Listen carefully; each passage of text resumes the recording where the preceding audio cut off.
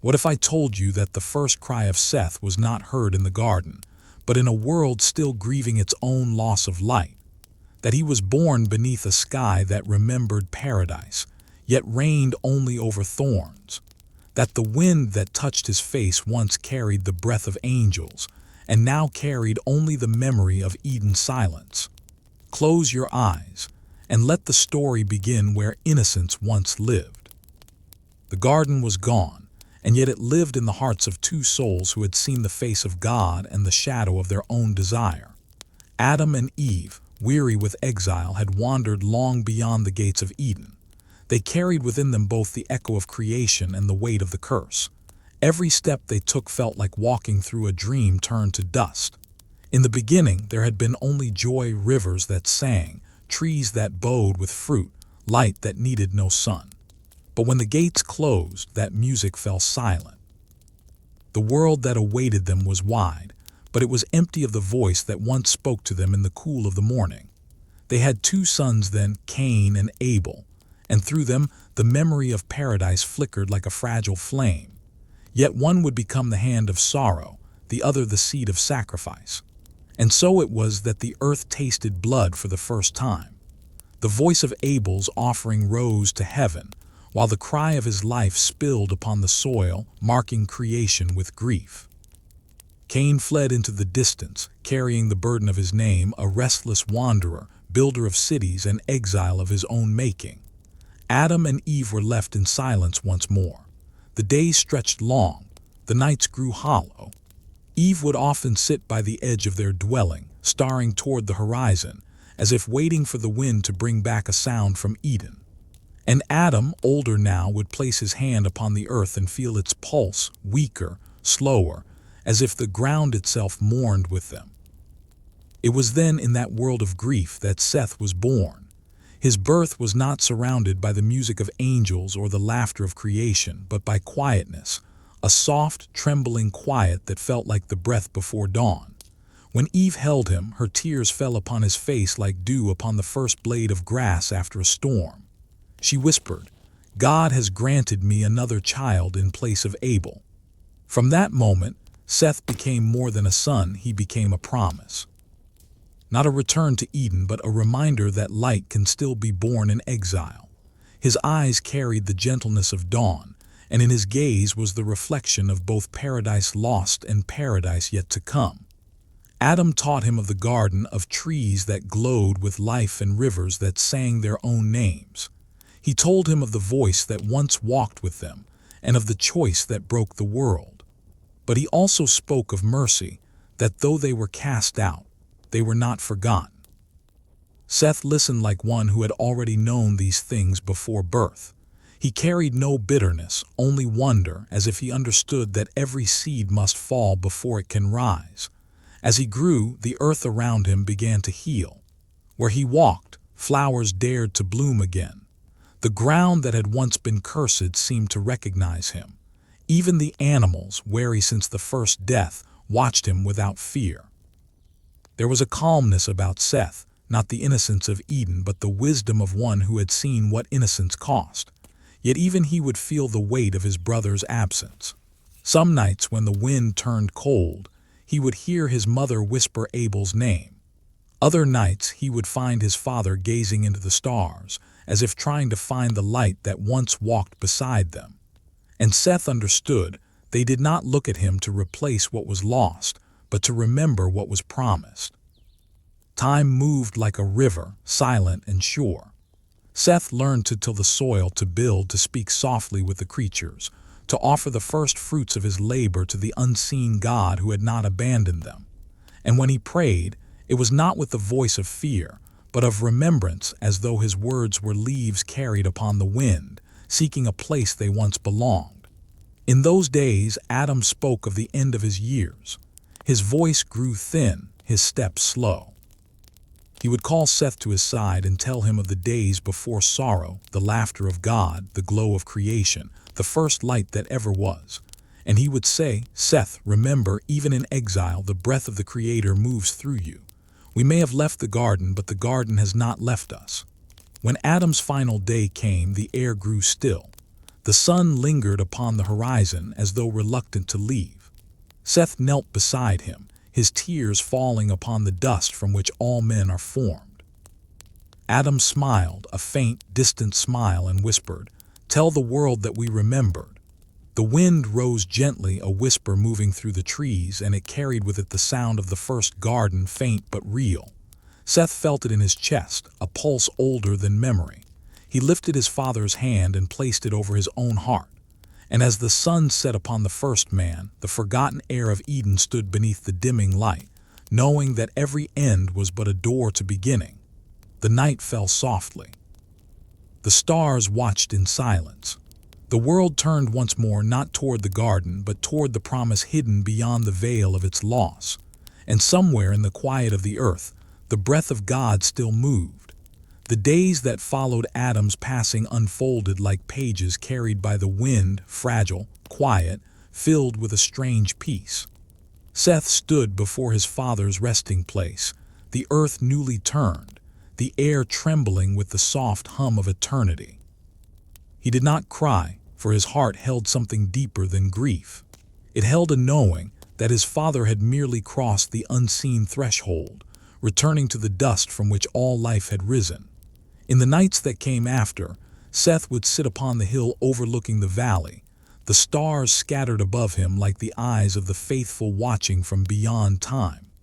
Sometimes he spoke aloud, as if his words might reach the heavens, not questions of despair, but prayers of remembrance. He would whisper, "You breathed us from dust, O Lord, let that same breath remain." The earth seemed to listen. The wind carried his words over the plains, through the forests, across rivers that still remembered Eden's glow. And though the heavens remained silent, Seth felt a pulse within the silence, a communion too deep for words. He began to understand that faith was not a sound one heard, but a silence one recognized. He built his dwelling upon the old earth, simple and unadorned. There were no walls of gold, no gates of splendor, only stones smoothed by the hands of time. Yet in that humble place, the first altar was raised, not for wealth, nor for fear, but for gratitude. Seth's hands, strong yet gentle, gathered stones from the earth his father had once tilled. He stacked them one upon another until they formed a silent tower toward the sky. There, beneath the early dawn, he placed the fruit of his labor and whispered, "Let this offering rise to you, as the first light rises to the day." And so began the worship of men, not through splendor, but through sincerity. The breath of prayer that left Seth's lips would ripple through generations. His children and the children after them would learn to lift their voices in the same way, not to demand, but to remember. But the world beyond his small dwelling was changing. Sons of Cain, wanderers of restless hearts, built cities of noise and pride. Their towers reached toward heaven, but their hearts grew hollow. The sound of hammers replaced the sound of prayer, and while they gathered power, they lost peace. Their nights were bright with fire, yet dark with spirit. Seth heard of them often, their music, their weapons, their endless striving to become gods among men. He grieved not in anger, but in sorrow. "We are all dust," he would say softly. Even the stars returned to silence. Yet within his lineage burned another kind of fire, quiet, sacred, enduring. His sons and daughters gathered around him in the cool of the evening, where the wind sang low through the trees. Seth would speak of the beginning, of the time before the choice, before the shadow of death stretched across creation. He told them not of fear, but of promise, that within every breath was the echo of the Creator's first word, and that each act of kindness was a fragment of the lost Eden reborn.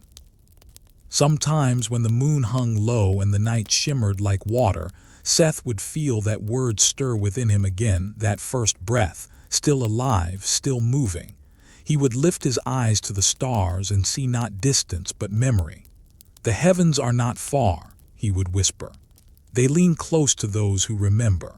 And he taught his children to remember. He taught them that each sunrise was a covenant renewed, that each grain of soil was sacred, that the same Spirit who shaped Adam's form still breathed through the veins of humankind.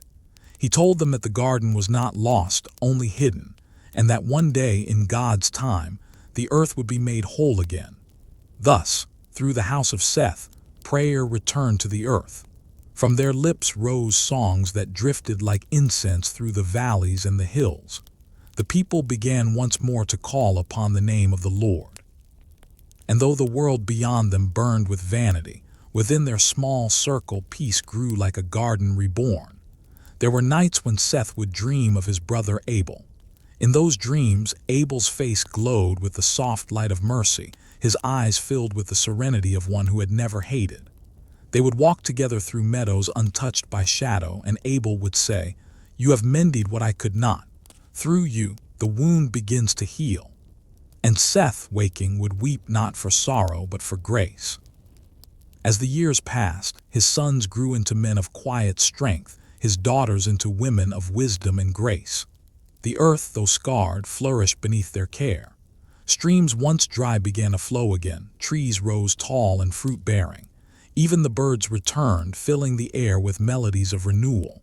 The spirit of life moved once more across the land. But in his heart, Seth felt the whisper of time. He knew that he, too, would one day return to the dust, that the breath given must one day be given back. He did not fear it, for in every end he had learned there lies a beginning. One twilight, as the sun sank low and the air shimmered gold, Seth stood upon the hill where he had built his altar. His children gathered around him, their eyes alight with devotion. He lifted his hands toward the sky, now streaked with crimson, and said, "My sons, my daughters, remember this. We are not forsaken. Though we walk outside the garden, the breath of the garden walks within us. Each act of love is a seed of paradise yet to bloom. Each prayer is a bridge to the light that once was. Do not let the world's darkness steal the fire within you. The Creator still listens." As his words fell upon them, a soft wind rose, gentle, fragrant, filled with the scent of unseen blossoms. The trees swayed as though bowing to a hidden presence. And the people of Seth wept softly, for they felt it too, the whisper of Eden alive in their midst. And so, beneath a sky trembling with the memory of creation, Seth's lineage took root. Their faith was not born from power but from patience. Their hope did not roar like thunder but hummed like the earth after rain. And though the sons of Cain built empires, it was the sons of Seth who built altars. The night descended, silver and eternal. Seth watched the stars and smiled. Somewhere in the dark, he felt the first garden breathe again. In the quiet rhythm of years, the name of Seth became more than the memory of a man. It became a living covenant. From his hearth, the first flame of devotion spread outward, kindling the hearts of those who would call upon the name of the Lord.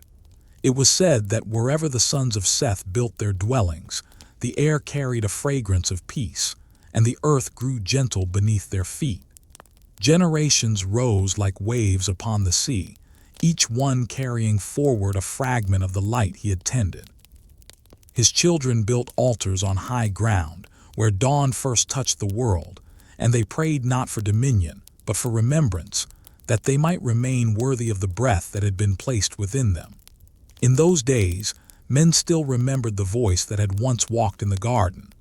They spoke of it in whispers by the firelight, telling their children that the same Spirit who shaped the rivers and stars still moved among them, unseen, yet near. Their songs were soft, woven from longing and faith, and the mountains echoed back their hymns like distant promises. But beyond the hills, the cities of Cain glimmered with false light. Towers rose toward heaven, their foundations built upon pride. The sons of men learned to forge metal, to harness flame, to make music that no longer praised but boasted. They spoke of their strength, not their souls. The night skies above them burned bright with their fires, but their hearts grew dim. And so two worlds began to form, one of noise, one of stillness. One reaching upward in arrogance, one kneeling downward in reverence. Yet even as darkness spread across the earth, the light of Seth's lineage did not falter. Among his descendants was Enosh, whose heart burned with quiet fervor. It was in his days, the old stories say, that men began once again to call upon the name of the Lord not in fear of judgment, but in yearning for closeness. They built no walls between heaven and earth, for they knew that the divine did not dwell in stone but in spirit. When they lifted their hands to the sky, they did not ask for rain or harvest, but for the remembrance of love. Enosh's voice carried across valleys and rivers, calling his people to gather. And beneath the canopy of stars, they sang the first songs of faith, hymns that trembled with gratitude, words that bridged the silence between creator and creation. The wind bore their melodies upward, and the stars seemed to shimmer brighter, as though the heavens themselves leaned closer to listen. From the mountains, shepherds could hear the chants echoing softly through the night, not of sorrow, but of hope. The earth, which had known the weight of blood and curse, began to stir once more with the rhythm of grace. For the first time since Eden's gate had closed, the hearts of men turned not backward in regret, but forward in faith. Yet the children of Seth were not untouched by the world's darkness. They watched from afar as the sons of Cain multiplied, as their laughter grew loud and their songs drowned the quiet prayers of the faithful. They saw pride rise like smoke over the plains and greed spread like weeds through fertile soil. But the sons of Seth knew faith was not meant to compete with noise. It was meant to endure through it. So they kept to the hills, to the meadows, to the sacred stillness of the valleys. They taught their children the language of humility, the art of listening, the beauty of stillness before the divine. They lived not by conquest but by connection. Their altars were not adorned with gold but with the simple offerings of labor, fruit, grain, and the breath of prayer. Seth, now old and silver-haired, would sometimes walk through their gatherings. The children, seeing him approach, would run to him as a living story. His eyes, deep and gentle, carried both the grief of the past and the serenity of forgiveness.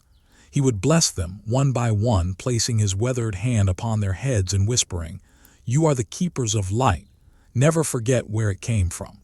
And when the night descended, he would sit beside the fires with his eldest son, speaking softly of what must endure beyond them. "The world will forget, my son," he would say, "but you must remember. The memory of God is not held in the mind. It is held in the way we live, in the way we love, in the way we forgive. When men forget the Creator, they forget themselves. Do not let our story fade into dust." As he spoke, the wind would stir gently, wrapping around his words like invisible hands carrying them to the stars. It was said that even the heavens wept softly when Seth prayed. His voice was the echo of the first man, and his faith was the flame that refused to die. The years passed and the patriarch's strength waned. His hair glimmered white beneath the moonlight, his steps slowed, but his gaze remained as steady as the stars he loved. One night, as dawn approached, Seth rose and walked alone to the hill of his altar. The air was cool, the earth soft beneath his feet. He looked toward the horizon, where the first light began to spill across the sky. He lifted his arms and whispered, "O Creator, who planted life in dust and drew breath from nothing, let this light never fade from the hearts of those who remember." And as the sun broke over the edge of the world, its light fell upon his face, radiant, peaceful, eternal. The breath that had once filled him drifted heavenward, joining the wind that had carried so many prayers before. When his people found him there, he was still, but his eyes were turned toward the rising dawn, and his lips were curved in a faint, knowing smile. The air shimmered as though heaven itself had drawn near to receive him. They buried him beside his father in the valley of the first dust, where the earth had first felt the touch of God's hands. And for generations after, his descendants would come to that place, singing softly in the twilight, "Out of dust we rise, and to dust we return, but the breath within us is not ours, it is his." Thus ended the days of Seth, but not his light. For his lineage would endure, carrying the spark of Eden through ages of shadow, through the storms of sin and the silence of time, until the promise of redemption took flesh once more upon the earth. And though the garden lay hidden, its fragrance still lingered in the hearts of those who remembered him, Seth, the forgotten heir of Eden, whose faith rebuilt the bridge between dust and divinity. There was a stillness in the early morning of the world, a hush that lingered between the breath of creation and the sigh of man. From the lineage of Seth came a generation who carried the weight of memory in their blood, the echo of that first covenant whispered through their dreams. The children of Adam had multiplied across the face of the earth, and though the rivers flowed freely and the hills stood unbroken, something unseen had begun to stir, a slow divergence of hearts. In the east, beneath the shadow of the mountains, Seth's descendants built their homes among groves and streams, where prayer rose with the morning mist. They were people of gentle hands and quiet faith, gatherers of peace in a world that had long forgotten its harmony. Each dawn they lifted their eyes toward the heavens, and their songs mingled with the rustling of trees, simple hymns of gratitude, woven from love and awe. Among them walked Enosh, son of Seth, a man whose spirit burned softly like the last flame that refuses to fade when the night deepens. His name, meaning mortal man, was both a reminder of frailty and a symbol of faith. From the day of his youth, he knew that life was a breath borrowed from eternity, a fleeting spark meant to illuminate, not consume. He would walk among the fields, the earth damp beneath his feet, whispering prayers to the wind. "You who formed us from dust," he would murmur, "teach us to live as those who remember your breath." And the people, hearing him, would follow. It was said that through Enosh, the voice of devotion returned to the world, that in his days men once again called upon the name of the Lord. Beyond the valleys of peace, a different sound rose, the clang of metal, the laughter of arrogance, the cries of men who sought to master the earth rather than tend it. The descendants of Cain had flourished, their cities sprawling across the plains like scars upon the soil. They built altars not to worship but to glorify their own strength. Their fires blazed high into the night, and their songs celebrated the works of their hands, not the wonder of creation. Their leader, Lamech, was a man of thunderous pride. His voice commanded armies, his words bent the hearts of men to his will. He taught them that power was its own virtue, that the world belonged to those strong enough to seize it. He spoke of vengeance as honor, of pleasure as freedom, of might as the measure of worth. And though his cities gleamed with gold, the air around them carried the stench of fear. The sons of Seth looked upon this growing darkness with sorrow. They saw the fires of Cain's cities glowing in the night and felt the tremor of something sacred being forgotten. Enosh, with a heavy heart, gathered his people beneath the stars and said, "Do not let your hearts envy their glittering towers," he said. "For what they build with pride, the wind will one day scatter. What they claim with violence, the earth will one day reclaim. But what we build in spirit, that no hand of man can destroy." His words settled upon them like dew, soft yet unshakable. And so they continued their simple lives, tilling the soil, tending their flocks, raising their children in reverence. They did not strive for glory, for they understood that glory was not in being seen, but in being true. Still, the world began to change.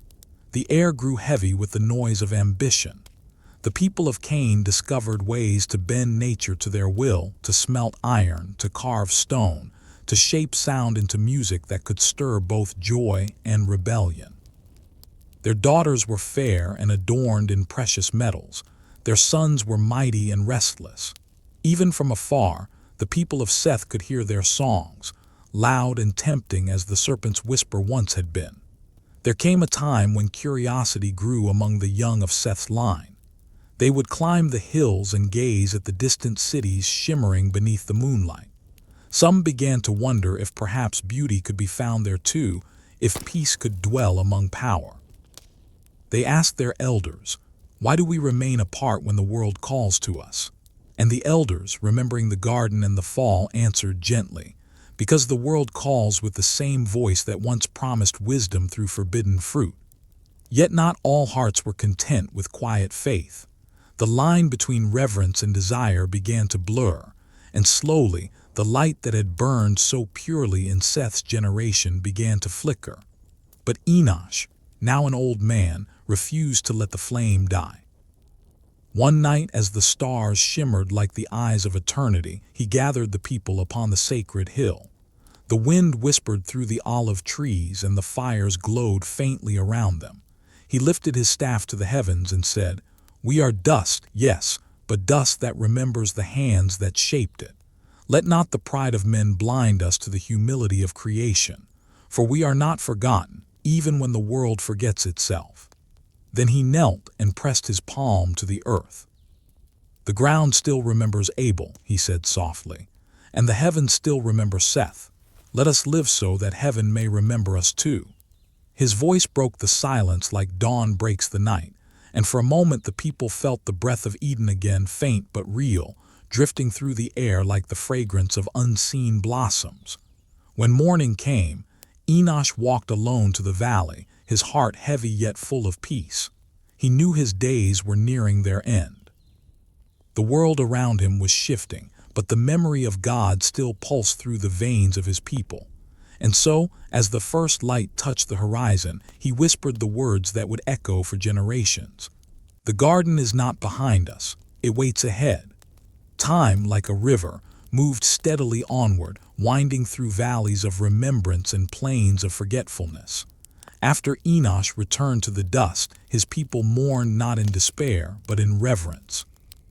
They buried him on the hill where he had once prayed beneath the stars, and as dawn broke over his resting place, the light fell across his grave like a blessing. In the generations that followed, the children of Seth multiplied. Kenan, son of Enosh, rose as a man of wisdom and gentle strength.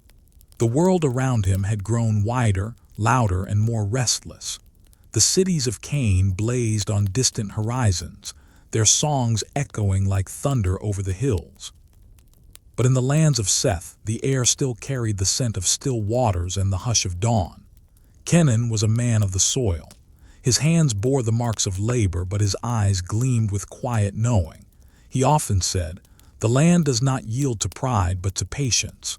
So too does the heart." And through his example, the people learned to till the ground with gratitude, not greed. His life was a prayer lived in motion, each act of care for the earth a hymn of praise. At night, when the wind stirred the leaves and the stars glimmered above, Kenan would gather his children and speak of the days of old.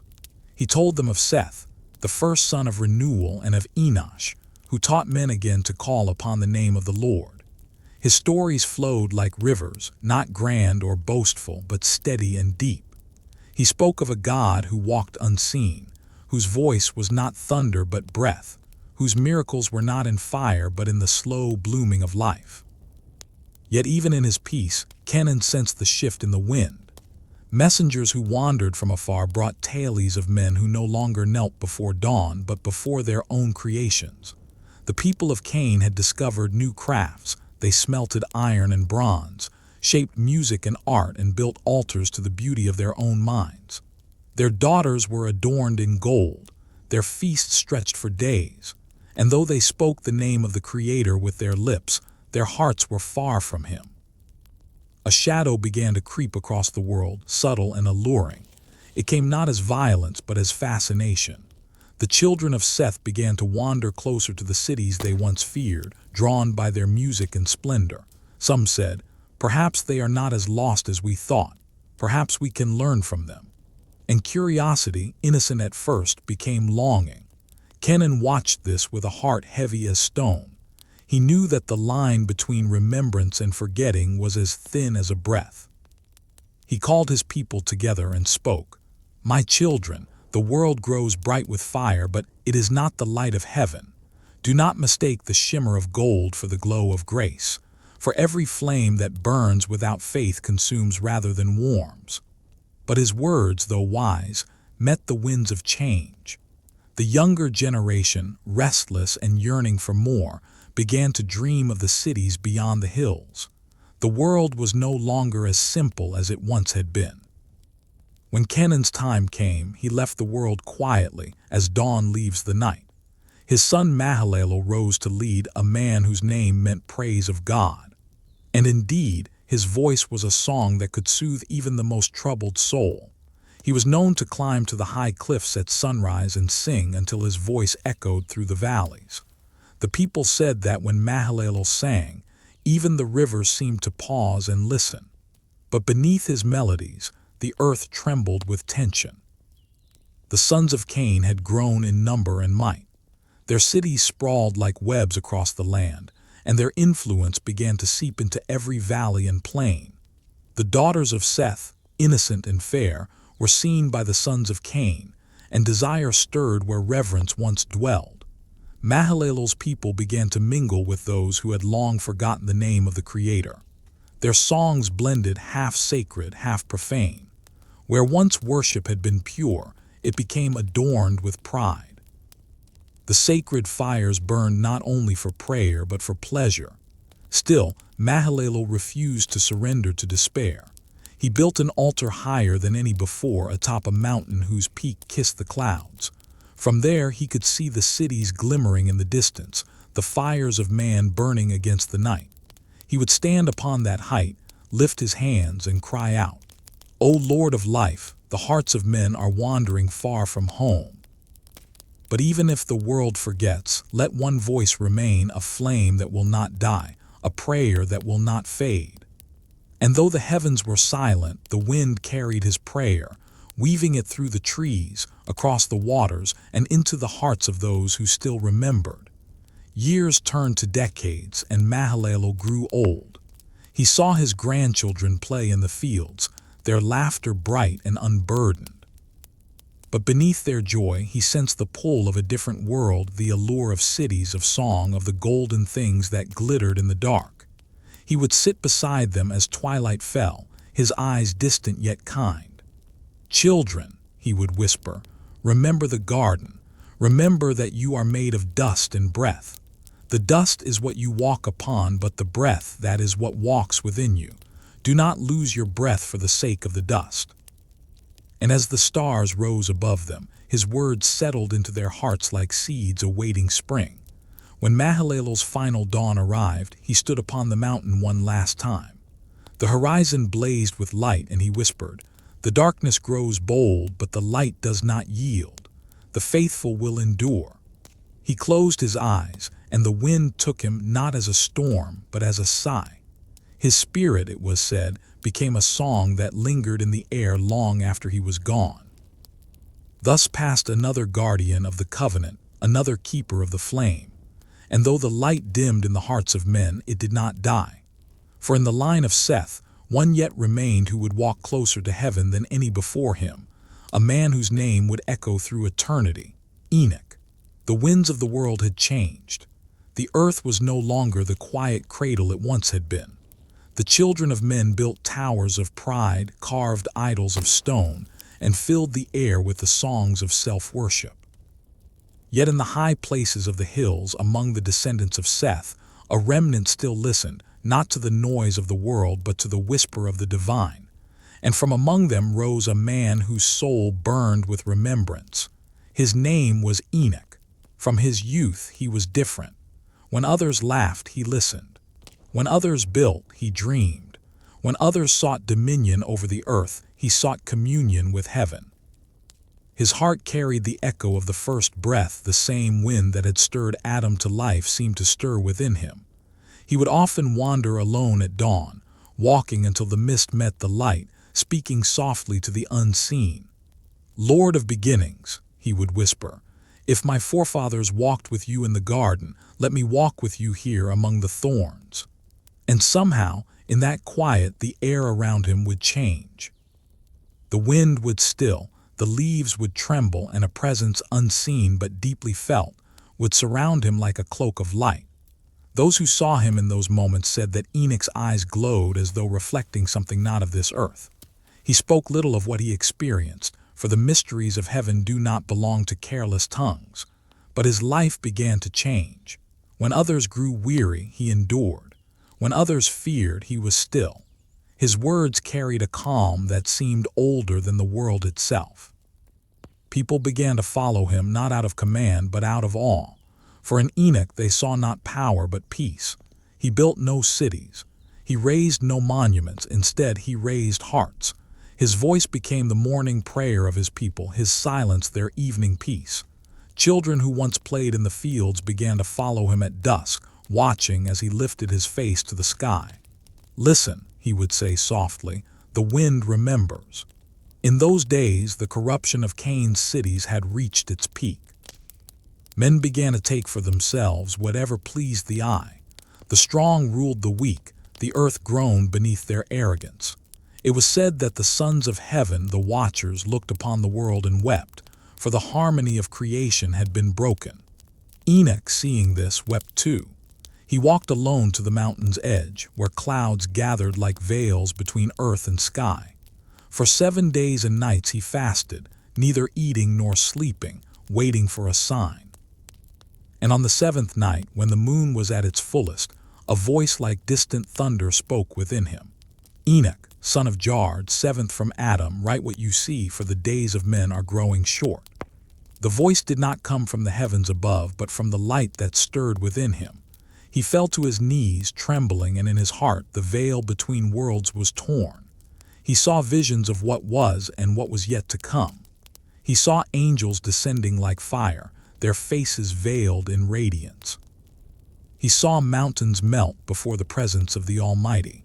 He saw rivers of light flowing from the throne of heaven, carrying names of the righteous who would not be forgotten.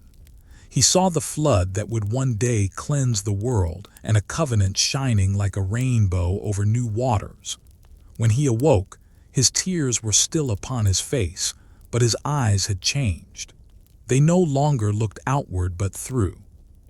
He began to speak to his people of what he had seen, and though his words were gentle, they carried the weight of eternity. "The world forgets," he said, "but heaven does not. Every act of kindness, every prayer whispered in secret, every tear shed in faith, they rise like stars, and the Creator remembers each one." His people listened, trembling and awed. They felt in his voice the memory of Eden and the promise of what lay beyond. From that day forward, Enoch's steps grew lighter. He would vanish for days, sometimes weeks, walking into the wilderness and returning with a glow upon his skin as if he had stood before the dawn itself. Those closest to him asked, "Where do you go, Enoch?" And he would smile faintly and answer, "Farther than sight, closer than breath." One evening, as twilight spread across the valley, Enoch called his family together. The air was still, the stars just beginning to bloom above. His children gathered around him, their faces illuminated by the firelight. "My time here wanes," he said softly. "But know this, the Creator walks with those who seek him in truth. When you rise, rise in gratitude. When you rest, rest in remembrance. And when the world grows dark, look not to the cities but to the heavens. For light is never lost, it only changes form." That night he walked out into the fields alone. The wind rose softly, carrying whispers through the grass. The stars brightened as though bowing in reverence. And there, beneath the silent gaze of the heavens, Enoch walked with God and was no more. The people searched for him for many days, but his footprint simply vanished at the edge of the morning mist. Some said he had been taken by angels. Others whispered that heaven itself had opened and received him whole. But all agreed on one truth: Enoch did not die as other men. He was carried across the veil between time and eternity.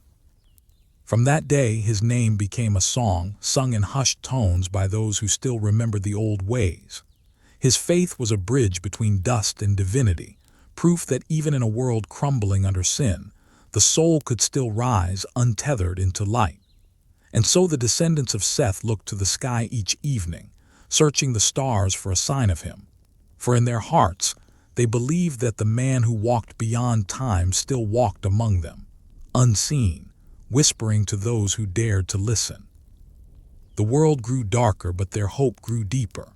For in Enoch's ascent they saw a promise that though man was made of dust, within that dust still burned the spark of Eden. The night Enoch vanished, the stars burned brighter than they ever had before. For 7 days the people of his lineage stood beneath the open sky, waiting, hoping he would return. The wind whispered his name across the hills, and though he never came back, his presence lingered, a silence so profound it felt like prayer itself. Enoch's son Methuselah was the first to break the quiet. He was a man of calm eyes and steady hands, shaped by the faith of his father but weighted by the sorrow of a changing world. When he spoke, his voice carried both comfort and warning like rain falling upon dry earth. "The world will not remain as it is," he told his people. "My father saw what is coming, waters that will cleanse, winds that will roar, and a mercy that will take the form of ruin. But even then, God will not destroy without purpose. His justice is never without love." Those words became the first prophecy of the flood, a whisper of the storm to come, but few understood. The sons of Cain, whose cities glittered on the horizon, laughed when they heard it. They mocked the idea of divine wrath. "If there is a God," they said, "he has long forgotten this world." And yet the earth itself seemed to groan beneath their arrogance. The rivers ran heavier. The storms grew fiercer. The stars, once gentle and familiar, began to shift, as if heaven was drawing nearer, watching. Methuselah's heart carried the weight of this omen. He had inherited his father's vision, though not his peace. Many nights he wandered the hills, staring into the vastness, his thoughts torn between hope and dread. He could feel the tremor in creation, something gathering, something unseen yet certain. In those days, the people of Seth still gathered to pray, but their voices had grown few. Many had strayed into the cities of Cain, drawn by their beauty and noise. Music filled the air, instruments crafted from bronze and iron, songs of pleasure and pride. The daughters of Cain were said to be radiant as dawn, their laughter like wind through crystal. They lured the sons of Seth into their halls, and slowly the boundaries between light and shadow began to blur. From these unions came children of great stature, mighty men of renown, strong and cunning, yet born without reverence. They were neither wholly of faith nor wholly of the world, and their hearts wavered between the heavens and the earth. These were the first of the Nephilim, the giants who would walk between realms. Methuselah saw their rise with trembling. "They build towers that touch the clouds," he said. "They call themselves gods, but the higher they build, the deeper they will fall." Still, he did not despair. He remembered his father's promise that light would endure even when the skies grew dark.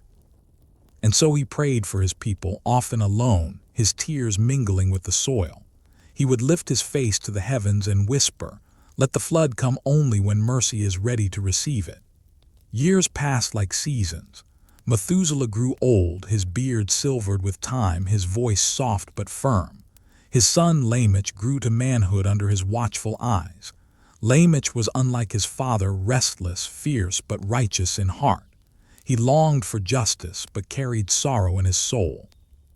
He would often ask, "Why must the world suffer for the pride of a few?" Methuselah would answer, "Because pride spreads like fire, but from ashes God always brings new life." Lamech listened, but the ache in his spirit only deepened. He could feel the decay of the world around him, the greed, the violence, the loss of innocence. Yet in his dreams he saw flashes of light, visions of another dawn, another covenant.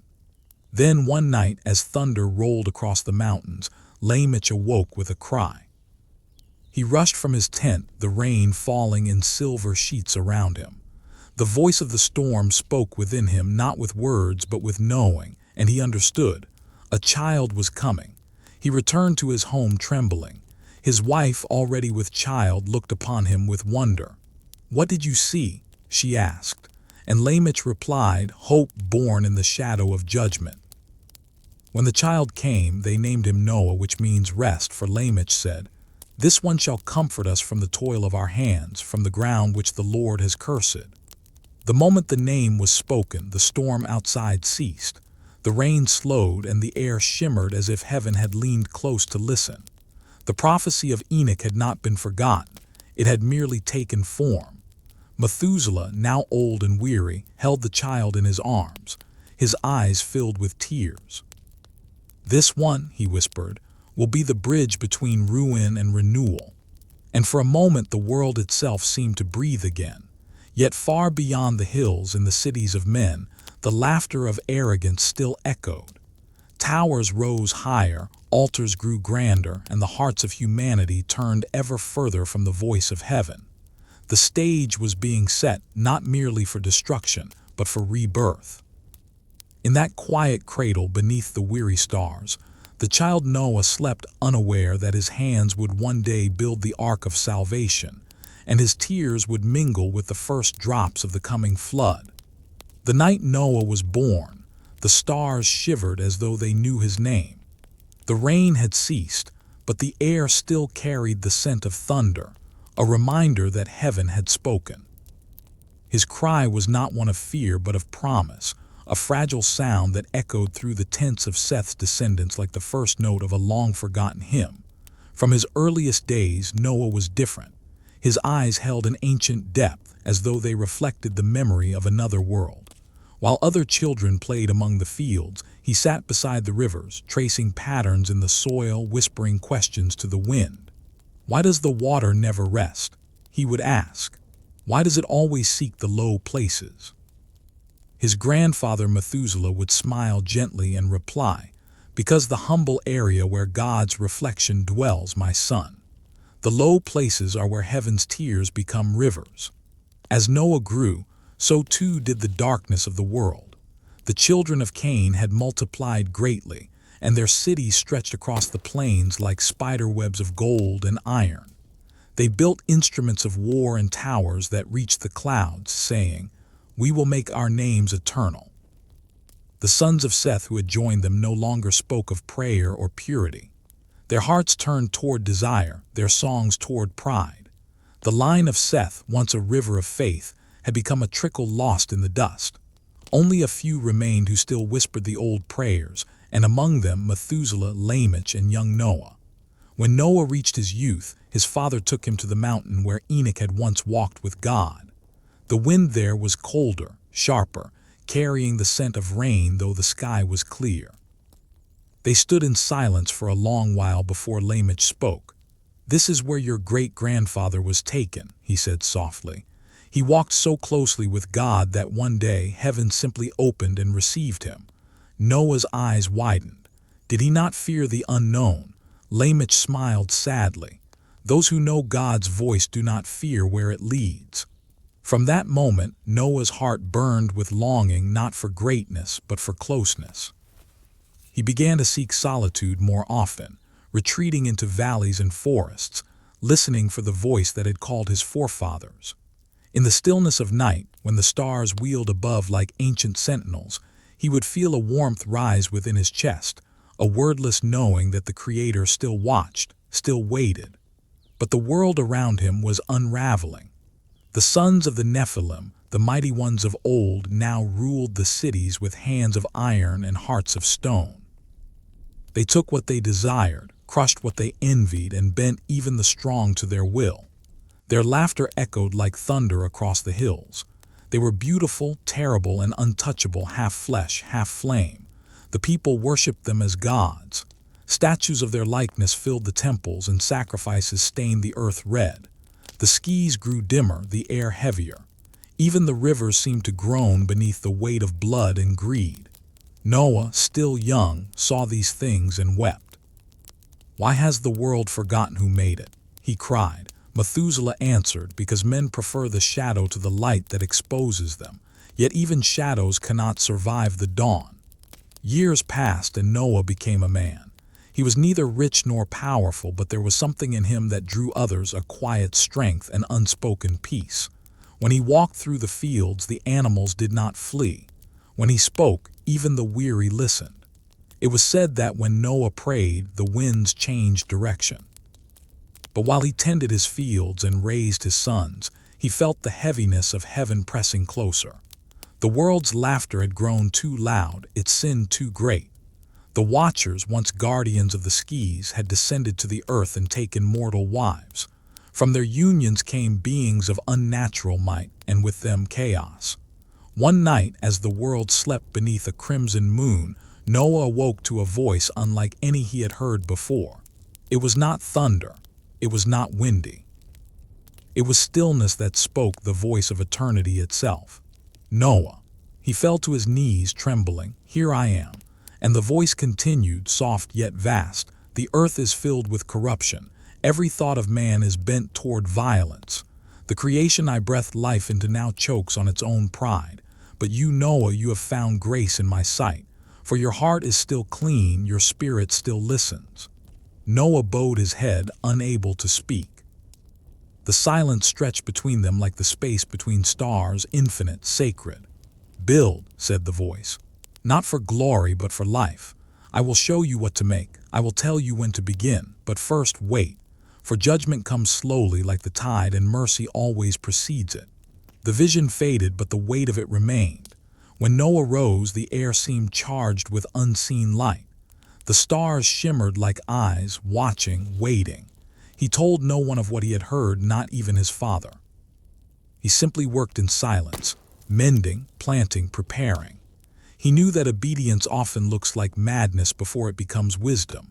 And so he watched the skies and waited for the day when the first drop of destiny would fall, not as punishment, but as purification. The flood was not yet upon the world, but its song had already begun in the thunder, in the trembling of the earth, in the quiet resolve of one righteous man chosen to remember what all others had forgotten. The world had grown loud.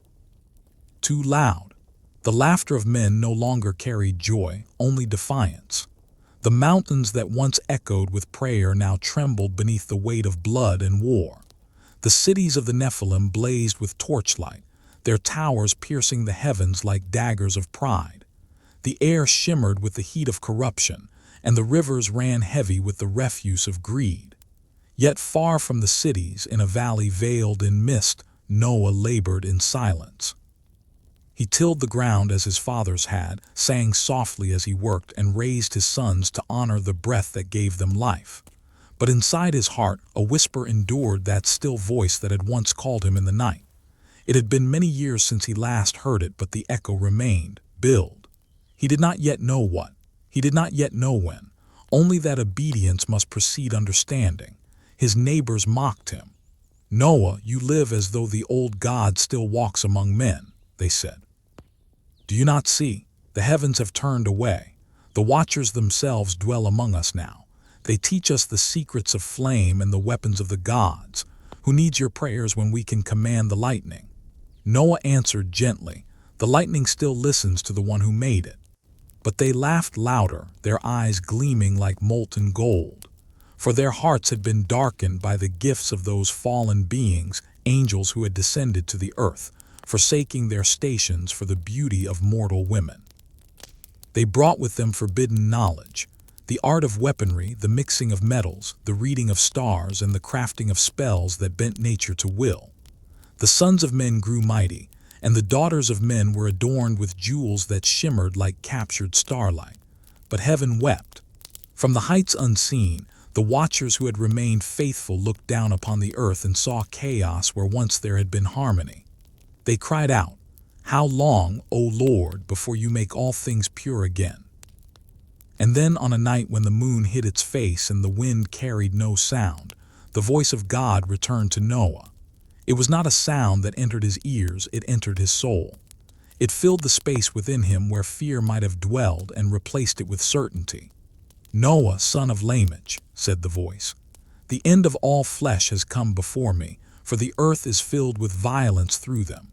Behold, I will destroy all life beneath the heavens, but you and your house I will preserve. Build for yourself an ark of gopher wood. Within it make rooms and cover it inside and out with pitch. The length shall be 300 cubits, the width 50, and the height 30. In this I will save the breath of life from the waters that will come." Noah fell upon his face. His heart trembled like the leaves of a storm-struck tree. "Lord," he whispered, "I am but a man. How shall I build what heaven commands?" And the voice, calm and infinite, answered, "By faith, Noah." The same faith that built the stars. Then came silence. The night returned to its stillness, but the command burned within him like fire. He rose at dawn, and before the dew had dried, he began to gather wood. Days became weeks. Weeks became years. The sound of hammering filled the valley, slow, steady, rhythmic. Each strike was an act of faith, each cut a hymn of obedience. His sons Shem, Ham, and Japheth worked beside him, though they did not fully understand. Their wives helped gather pitch and provisions, weaving baskets of grain and oil. People came from the cities to watch. At first they laughed. "What madness drives this old man to build a ship on dry land?" they said. "Has he forgotten that the sky gives rain, but never enough to drown the mountains?" Noah only smiled. The sky gives what it's told. And though they mocked, he kept working day after day, year after year. The ark rose slowly from the earth, massive and silent like a mountain being born. Its frame creaked beneath the weight of destiny, and its shadow stretched farther with every sunrise. At night, when the fires burned low, Noah would climb atop its beams and gaze at the stars. Sometimes he would whisper, "How long, O Lord?" But the heavens offered no reply, only the stillness of expectation, as though all of creation was holding its breath. Then one evening, while the ark stood nearly complete, a wind unlike any before swept through the valley. It howled through the trees, tore at the earth, and bent the tall grasses as if bowing them in reverence. Noah knew the voice within it. "It is time." He turned his eyes toward the horizon, and there, faint but certain, he saw the first gathering of clouds, dark, heavy, alive. The laughter of the world continued for a time. The cities still feasted, the music still played, the Nephilim still walked in pride. But in the stillness between the thunder, something holy stirred, the sound before the rain. For 40 generations, mankind had forgotten the Creator. But one man with trembling hands and steadfast faith remembered. And because of that remembrance, the world, though destined to drown, would not be lost. Noah stood at the base of the ark as the wind howled around him, his heart steady as stone. The command had been given, the storm had begun, and somewhere deep within the heavens, the tears of God were preparing to fall. The valley had grown quiet. The hammers that once rang out each morning now fell still, and the wind itself seemed to pause to listen. Before Noah stood the ark, vast, towering, carved from faith and endurance. Its wooden beams gleamed under the fatting sun, sealed and ready. It was not merely a vessel, it was a prophecy made visible. The people who had mocked him for years now came in greater numbers, drawn by a strange unease they could not name. They stood at a distance, laughing less than before, though still unwilling to believe. "Noah," one of them called out, "how long will you wait for your invisible storm?" Noah looked at them gently, "Until the sky remembers." They did not understand. How could they? To them the heavens had always been silent, the stars distant, the wind only wind. But to Noah, every breeze was a whisper of divine breath, every shadow a sign that the old balance between heaven and earth was stirring once again. That night, as he stood before the ark, the air shifted. The moon glowed pale behind a shroud of mist, and a low hum rippled through the earth, a sound older than language, older than time. Noah turned his gaze upward, and the stars began to flicker, not with light, but with awareness. In the stillness, a voice soft as memory stirred within his spirit. "Bring them to me." He did not ask how. He simply obeyed. The next morning, before dawn, the first movement began. The ground quivered beneath the rhythm of countless footsteps. From the forests, the fields, and the distant mountains, they came, pairs of every kind. The people watched in silence as the animals gathered. The great lions walked beside the lambs without hunger in their eyes. The doves flew in spirals above the ark, their wings catching the morning light.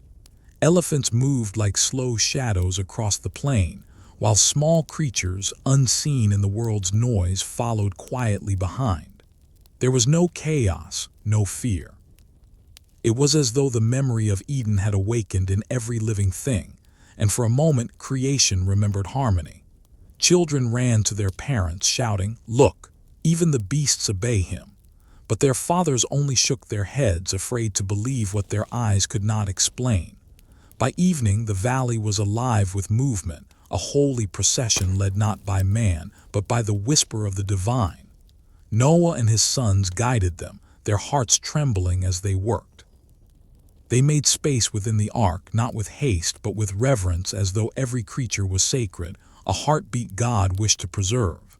That night, as the last light faded, Noah stood at the ark's door. He looked out over the valley that had been his home, the soil his hands had tilled, the rivers his children had played beside. All was still. The laughter of the wicked had grown faint. Even the winds held their breath. He lifted his eyes to the horizon. The clouds had begun to form, slow, heavy, dark with purpose. They gathered not as weather but as witness. Behind him, Methuselah sat near the fire, his face lit by the flickering glow. His eyes, dim with age, still held the reflection of faith. He looked at his grandson and smiled faintly. "The promise draws near," he said. Noah knelt beside him. "I fear for them, grandfather," he whispered, "for those who will not see." Methuselah placed a trembling hand on his shoulder. Even blindness cannot escape mercy. Judgment and compassion are two sides of the same flame. Remember that when the first drop falls. They sat together in silence, the night stretching long and heavy around them. And then, as if to confirm Methuselah's words, a cool wind swept through the valley, and for the first time Noah smelled rain. It was faint, distant, carried upon the edge of dawn, but it was enough. He closed his eyes, and tears mingled with the mist on his face. "It has begun," he whispered. From that moment the world seemed to tilt. The air thickened, the light dimmed. The laughter in the cities turned uneasy. Rivers swelled without cause. The birds flew lower, restless, circling the ark as if drawn to something unseen. Noah worked without rest. He and his sons secured the doors, sealed the openings, and stored the final provisions. His wife and daughters-in-law gathered oil and grain, binding them in woven baskets. Every task felt sacred, as though each movement carried the weight of eternity. Then one evening, as the horizon bled gold into crimson, a shadow moved across the sky. It stretched far and wide until the light of the sun itself dimmed. The people who had mocked Noah fell silent, staring upward. The heavens had begun to close, and from the distant mountains thunder rolled not as a storm but as a voice. "Enter." Noah turned to his family. "The time has come." They stepped inside the ark behind them. The last light of the old world flickered across the valley like a farewell. As they crossed the threshold, a gust of wind surged through the door, a wind that smelled of rain and remembrance. Then, as if by the unseen hand of heaven itself, the door closed.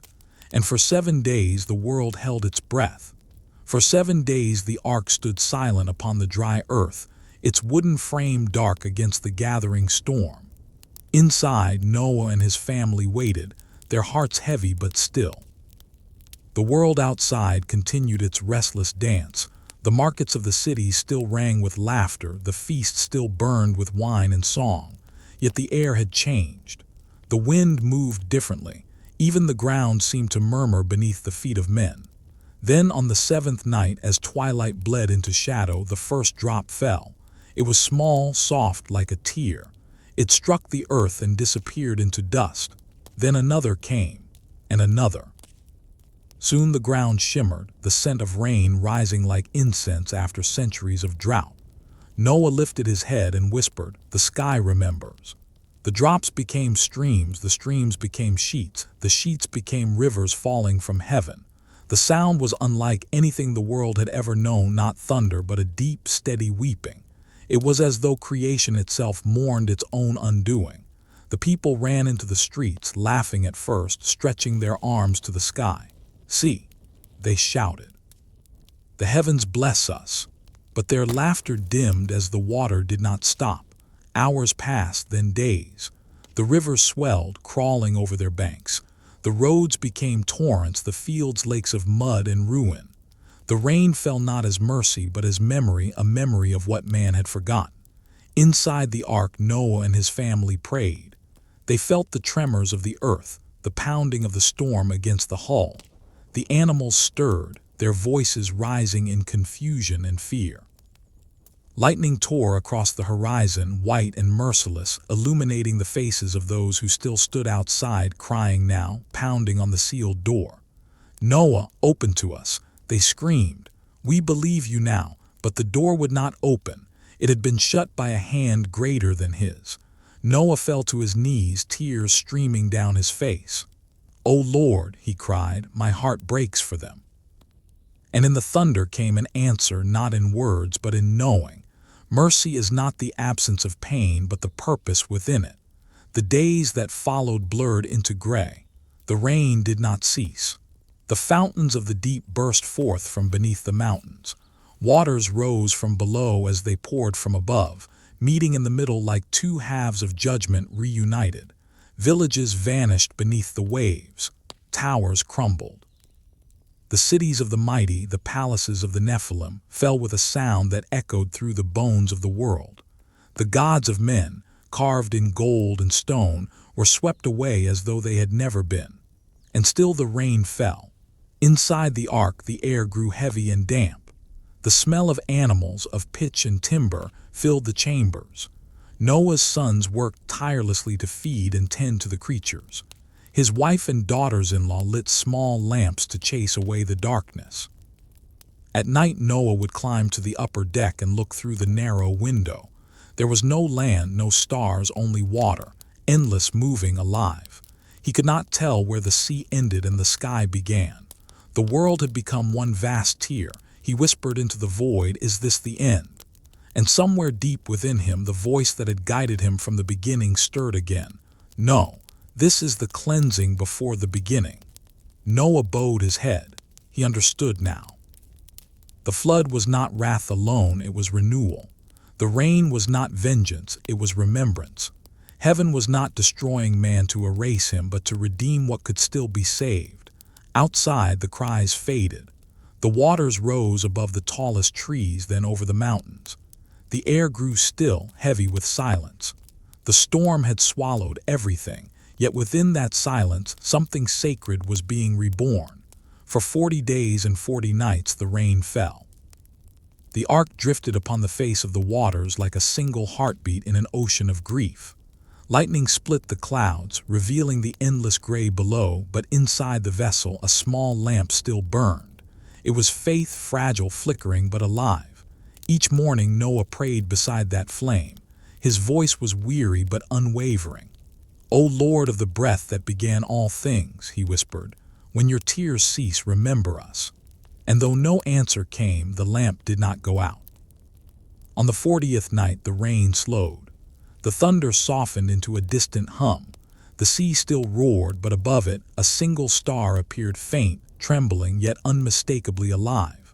Noah saw it through the small window and felt his heart break open with gratitude. He turned to his family and said, "The sky has remembered mercy." And for the first time since the first drop fell, Noah smiled. The rain had ceased, not abruptly but softly, like a tear drying on a weary face. For the first time in 40 days and nights, the sky was still. The air hung heavy and damp, filled with the scent of salt and silence. The ark floated gently upon the vast waters, its wooden frame creaking with the slow rhythm of the waves. Noah stepped out from the shadows of the lower deck and climbed the ladder toward the upper hatch. His hands trembled against the damp wood, worn by time and labor, yet his heart held steady. As he lifted the covering, light poured in, pale, golden, pure. The clouds had parted. The sun, timid and soft as a newborn, peeked through the mist. Beams of light fell upon the endless water, and for the first time since the beginning of the flood, the world shimmered. Noah closed his eyes and breathed deeply. The air smelled of renewal, raw, clean, untainted by the sins of men. "The world is quiet again," he whispered. Inside, the animals stirred. Birds rustled in their cages, the beasts shifted in their stalls. The great elephants rumbled softly, and the doves cooed in gentle rhythm. Even they seemed to know that something had changed. Days passed. The ark drifted without anchor, guided by unseen hands. Noah and his sons took turns keeping watch. The world below was unrecognizable, no hills, no trees, no cities. Only water stretching like eternity in every direction. Then one morning, as dawn painted the horizon in silver and rose, the ark shuddered. The wood groaned as though exhaling after a long breath. Subtle at first, then firm, a settling, a grounding. The floodwaters had begun to recede. Noah looked out and saw, far beneath the mist, the tips of mountains, dark, ancient, familiar. "Ararat," he murmured, "we have come home." But he waited. He knew the earth was not yet ready to bear life again. Patience, he had learned, was the truest act of faith. Weeks passed. The waters sank little by little until the peaks stood tall like sentinels breaking through a sea of glass. Noah counted the days. Then, as his heart stirred with hope, he took one of the birds, a raven, black as the night that had once swallowed the world, and set it free. The raven rose into the sky, circling the ark before vanishing into the clouds. It did not return. Noah watched it go, his eyes soft with understanding. "Not all who wander return," he said quietly. "Some are called to carry memories into the wild." 7 days later, he took a dove into his hands, small, white, trembling with innocence. He held it close, feeling its heartbeat against his palm, and whispered, "Go, little one, tell me if the world breathes again." He released it into the sky. The dove flew far and wide, its wings flashing in the sunlight. The family watched as it disappeared into the horizon. Evening came, and Noah waited by the window, his gaze lost in the fading light. Then a flutter. The dove returned, its wings damp, a small green leaf clasped in its beak. Noah's breath caught. He reached out gently and took the olive sprig from its grasp, holding it as though it were the first flame ever kindled. "Life," he whispered. "The earth remembers." His wife wept softly beside him, her tears falling onto the wooden floor. The children gathered, and together they bowed their heads in gratitude. Another 7 days passed, and Noah sent the dove once more. It circled the ark, rose higher than before, and did not return. He smiled. "Then the earth is ready." The waters continued to sink until the valleys appeared, green and glistening beneath the sun. Rivers began to flow again, weaving like silver veins through the soil. The mountains stood reborn, their peaks washed clean. And when the ark finally came to rest upon solid ground, a wind swept through the valleys, not the wind of wrath, but of renewal. The same breath that had once stirred the dust of Adam now passed over the new world, whispering softly, "Begin again." Noah stood at the door as it opened for the first time. The light spilled in, golden and warm. The animals stepped out, one by one, the lion beside the deer, the fox beside the hare, each blinking into the brilliance of rebirth. Noah followed, his feet sinking into soft, wet earth. He knelt and pressed his hands into the soil, closing his eyes as tears filled them. The world was alive again, and above him a great silence fell, not empty but full of presence. Then came the light, not from the sun, but from the sky itself. A shimmering arc unfolded across the heavens, a bridge of colors bending between heaven and earth. Noah fell to his knees as the voice came once more, calm and eternal. "This is my covenant with you and your descendants. Never again shall the waters destroy all life. I have set my bow in the cloud as a sign between us, that mercy will forever remember judgment." The rainbow glowed, its reflection trembling upon the wet ground. Noah lifted his face, the light filling his eyes. Behind him, his family stood in awe, their hearts trembling between sorrow and wonder. For the first time since Eden, heaven and earth shared a promise again. And in that moment, the bloodline of Seth, the line of faith, the line of memory, had fulfilled its purpose, to carry the remembrance of God through the flood and to awaken the world anew. The earth was quiet again. The storm had spoken its last word, and all that remained was the hush of beginning. The air felt young, tender, unscarred, tasting faintly of rain and rebirth. Every leaf shimmered as though newly painted by heaven's hand. Noah stood upon a hill overlooking the valley that stretched below. Mist rose from the softened soil, curling like breath from the sleeping body of the world. Behind him, the ark rested against the slopes of Ararat, weathered, scarred, yet whole. Its wood glistened in the sunlight, carrying the memory of every wave that had once tried to unmake it. Around him, his family worked in silence. The animals had gone forth to find their places again. The forest already echoed with birdsong, and in the distance, a herd moved across the plain, their hooves striking the earth with rhythms of life returning. But Noah's heart was not light. The quiet of the world carried a sorrow too deep to name, the weight of remembrance. He had seen what the waters had taken, what pride had cost. He gathered stones with trembling hands and laid them upon the hill. One by one, he built an altar not to celebrate survival but to honor the mercy that had allowed it. The stones were rough, uneven, stained by the flood's residue, yet each one seemed to glow softly in the morning light. When the altar stood complete, Noah took the cleanest of the animals, those God had set apart, and offered them upon the stones. The smoke rose, white and steady, curling upward into the sky that had once wept. It was not the smell of sacrifice that filled the air, but of surrender. As the smoke ascended, a wind stirred. It carried the fragrance heavenward, and for a moment the clouds above the mountains parted as though listening. The light deepened to gold. The air grew warm. Then in that stillness came the whisper, not thunder, not flame, but a voice both near and infinite. Never again. Noah fell to his knees. The words trembled through him, echoing in his bones. Never again shall I curse the ground because of man, for the heart of man is fragile from youth. While the earth remains, seed and harvest, cold and heat, summer and winter, day and night shall not cease. The wind wrapped around him, tender as a hand, and the sky seemed to bow low in promise. The rainbow that had once stretched across the heavens shimmered faintly in the distance, a reminder that even judgment had a heart of grace. Noah's sons came beside him, Shem, Ham, and Japheth, their faces solemn, their eyes reflecting the light of new understanding. Shem spoke first. "Father, what now?" Noah looked toward the horizon, where rivers glittered like silver threads weaving through the newborn earth. "Now," he said, "we begin again." They stood in silence, the enormity of those words sinking into them.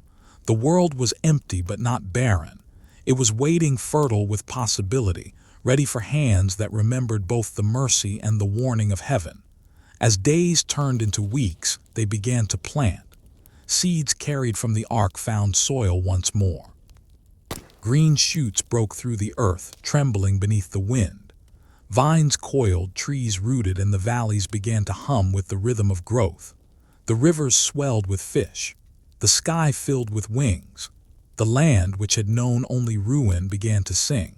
Yet within the harmony, a subtle unease began to stir, for the same fire that gives warmth can also burn.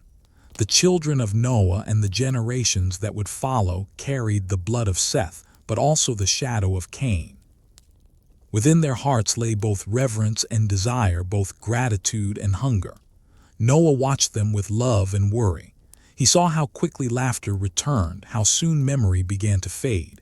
He would speak to them at night beside the fire, telling them of the garden their ancestors lost, of the serpent's whisper, of the flood that had washed away a world that forgot its maker. "Do not forget," he would say softly, "that the ground beneath your feet remembers. The rivers remember. The stars remember.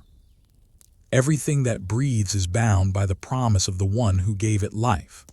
And when they slept, he would sit alone beneath the stars, tracing the arc of the rainbow still faintly visible beyond the mist. He thought of Seth, his forefather, the appointed one, the first to carry the spark of faith through the ruins of loss. It was Seth's legacy that had survived the flood. Not the strength of men, not the cunning of builders, but the quiet endurance of those who still called upon the name of God. As the wind moved across the valley, Noah whispered into the night, "The seed still lives." The valleys bloomed again. Grasses bent beneath the morning light, heavy with dew that shimmered like jewels scattered by unseen hands. The wind that once howled with fury now moved softly over the plains, whispering through the young trees. It was a world reborn, green, clean, and waiting. Generations unfolded like petals. From Noah's sons, the earth began to fill once more. Shem built near the mountains, where the air was clear and the rivers ran cold. Japheth wandered toward the west, seeking the coastlines where the sun bled into the sea. Ham moved southward, following the warmth, his flocks grazing upon golden fields. They were the fathers of nations, their children the architects of the new world. But even as the land prospered and the rivers fed their crops, an old hunger began to stir within the hearts of men, a longing not for God, but for greatness.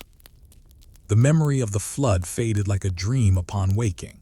The stories that Noah told by firelight became tales, then legends, then faint whispers carried by the wind. Did it truly happen? Some would ask. Was the earth really swallowed whole? Others laughed, dismissing the ancient warnings as myth. And so, as time turned and the generations multiplied, the humility of deliverance gave way to ambition. They began to build. First came small settlements, circles of stone, walls of clay. Then fields, canals, and altars. Then cities. The children of Seth, whose lineage had once been marked by worship and remembrance, now became craftsmen, traders, and kings. The valleys filled with the sound of hammers, the plains with the voices of builders. Temples rose, their spires reaching toward the heavens like questions carved in stone. They spoke of progress, of pride, of power. And beneath their ambition, the earth trembled, for it remembered the weight of human arrogance. In the city of Shinar, built upon the wide and fertile plains between the rivers, the people gathered in great numbers. They spoke one language, their voices unified in purpose. "Let us build a tower," they declared, "one that reaches to the heavens so that we may make a name for ourselves and never be scattered." They did not seek to honor God, they sought to rival him. Noah, now old and frail, heard the whispers of their plans. He stood at the edge of his camp one night, watching the distant glow of their fires upon the horizon. The world had been cleansed, yet the same shadow was returning, subtle at first, then spreading like a tide across the heart of man. He wept softly. "The waters could wash away the earth," he murmured, "but not the pride that dwells within the soul." Still, some among the generations of Shem remained faithful. They built no towers, sought no thrones, and carried the memory of Seth within their hearts. At dawn, they lifted their faces toward the rising sun and called upon the name of the Lord. They were the keepers of the covenant, the quiet lineage that would one day give rise to Abram, the one chosen to restore the world's remembrance. But for now, the cities grew. The tower of Shinar climbed higher each day, its shadow stretching farther across the land. Men marveled at its scale, their hearts swelling with pride as the stones reached the clouds. They believed they were approaching the dwelling place of the divine, yet each brick laid only widened the distance between heaven and earth. One evening, as the builders worked by torchlight, the ground shuddered, the torches flickered, the wind shifted, carrying a strange silence. Voices faltered. Then confusion began. A man called to his brother, but his brother no longer understood. The words twisted on his tongue, turning to sounds neither could decipher. Panic spread like fire. Voices collided, clashing in a dozen new tongues. The tower that had united them began to crumble under the weight of their own misunderstanding. And in that moment, the unity born of pride was shattered by the will of heaven. The people scattered east and west, north and south, carrying with them their languages, their customs, their memories. The plains of Shinar grew silent once more. The tower stood unfinished, a jagged monument to the futility of defying God. Far away, Noah's descendants watched the dust rise above the horizon. Some wept, others bowed their heads in reverence. Noah himself, now near the end of his days, smiled faintly. "The Lord remembers," he whispered, "even when man forgets." As twilight fell upon the earth, the rainbow appeared once more, faint, shimmering behind a veil of clouds. It was not as bright as before, but it did not need to be. It was enough to remind the faithful few that the covenant still held. And somewhere among them, a child was born, a boy from the line of Shem, whose name would one day echo through the mountains of His name was Abram, and through him the promise of Seth would awaken once again. The light of faith, though buried under the dust of human pride, had not gone out. It merely waited like a seed beneath the soil, sleeping until the appointed time. Generations passed like breath upon the glass of time.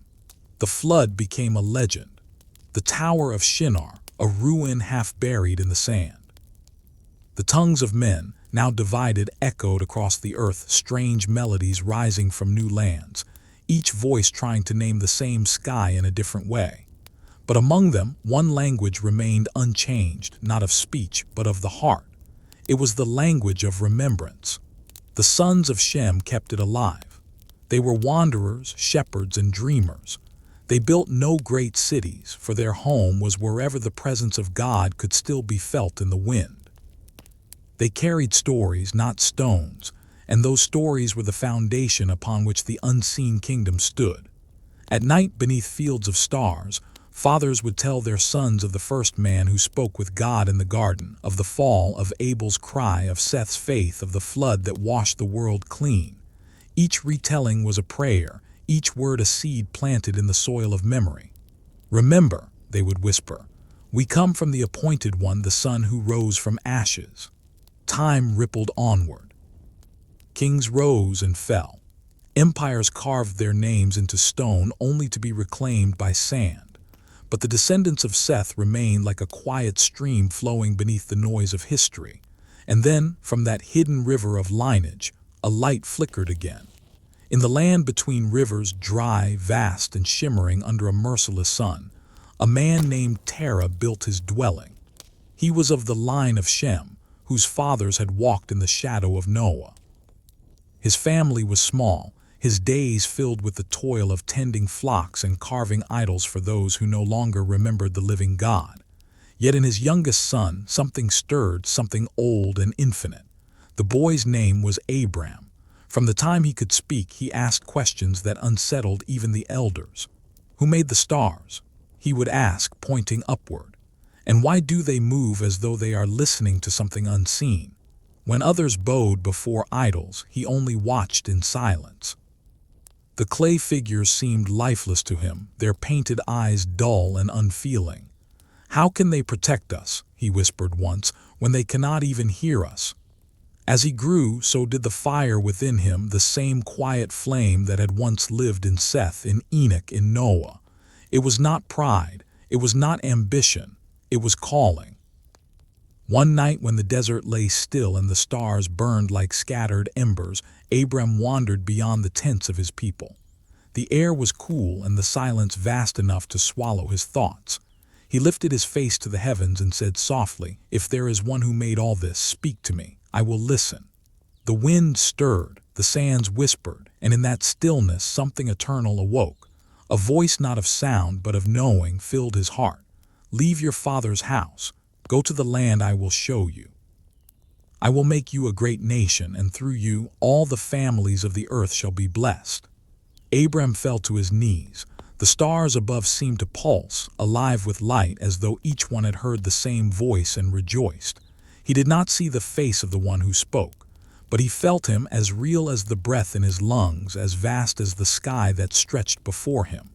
The next morning, Abram told his family what he had heard.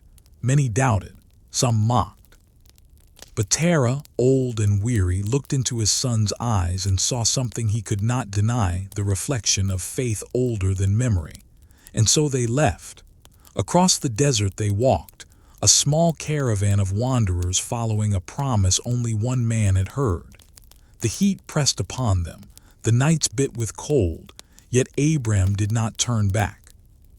Each step carried the weight of generations, from Adam to Seth, from Seth to Noah, from Noah to Shem, all converging in the steady heartbeat of a man walking toward destiny. When they reached the plains of Canaan, Abram stood upon a hill. The land stretched wide before him, green and golden under the morning light. He closed his eyes, and again the voice came, calm and near. "To your seed I will give this land." Abram built an altar of uncut stones. The same gesture Noah had made after the flood, the same gesture Seth had taught his sons, to mark a place not with ownership but with worship. As the smoke rose, Abram felt it, the thread. It pulsed through the ages, invisible yet unbroken. A line of faith that had survived the flood, the division, the wandering. He looked to the heavens, and the stars shimmered in answer. This was the promise renewed, that the world, no matter how far it strayed, would always find its way back through those who remembered.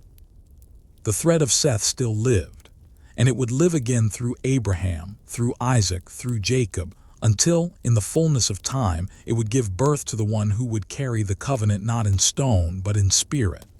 The journey had begun anew.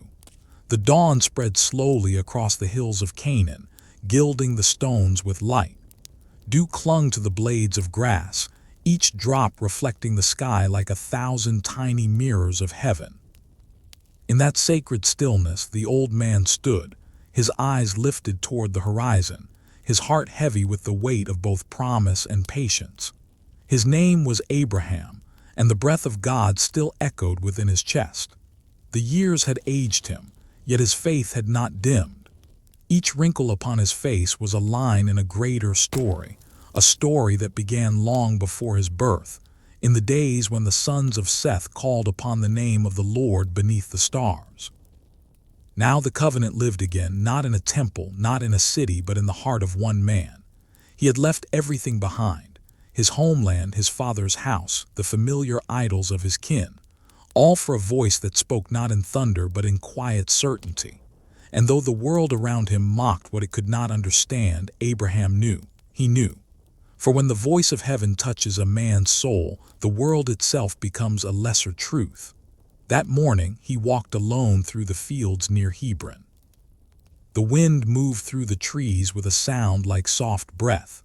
In the distance, his tents gleamed white against the earth, and from within came the faint laughter of his wife, Sarah, though her laughter often carried the tremor of longing. They had waited a long time for a child, too long. The promise of descendants as numerous as the stars seemed at times to mock them. Yet Abraham's faith endured not because he was certain, but because he remembered. He remembered the stories of old of Adam and Eve, of the garden that once breathed perfection, of Seth who rose from grief to restore a broken lineage, of Noah who built an ark when the world had lost its way. All of them had trusted in what they could not see. That was the inheritance of Seth, not land, not wealth, but belief. And so Abraham waited. Each evening when the sky opened and the stars returned, he would walk to the edge of his camp and look upward, whispering, "You have said I will be the father of many nations. Then let my heart remain open, even if my arms are still empty." One such night, the sky seemed closer than ever. The stars shimmered like living fire, and the voice came again, no longer as a whisper, but as the low hum of eternity. "Look toward the heavens and count the stars if you are able to count them."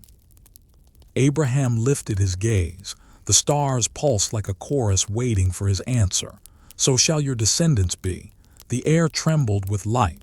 The silence that followed was holy, deep enough to hold the entire weight of creation. Abraham fell to his knees, tears carving lines through the dust on his cheeks. "I believe," he said, voice breaking. "Even if my body fades, I believe." And at that moment the covenant deepened. Not a covenant written in stone, but etched in the heart of a man whose faith had become a doorway between heaven and earth. Days passed. Seasons turned. Sarah, weary yet faithful, laughed again, but this time her laughter was different. It was no longer the sound of disbelief, but of impossible joy. For within her aged womb, life stirred. It was as if the breath that once called light into being had returned to awaken a new beginning within her. And when the child was born, they named him Isaac, he who laughs. In that laughter, the promise of Seth echoed once more. The same joy that had sparked in the heart of Eve when she first held her sons now flickered again, a divine symmetry, a reminder that what was lost could indeed be restored. As the boy grew, Abraham built altars across the land, markers of covenant, points of remembrance. Each altar was a whisper to the generations yet unborn. We are not forgotten. We are the children of promise. But as faith deepens, so too does the test that follows it. And soon, Abraham would hear the voice again, not in comfort, but in command. A command that would pierce the heart of every father who has ever loved and reveal what it truly means to trust the unseen. The morning came quietly. The air was still, the sky pale with the first hint of dawn.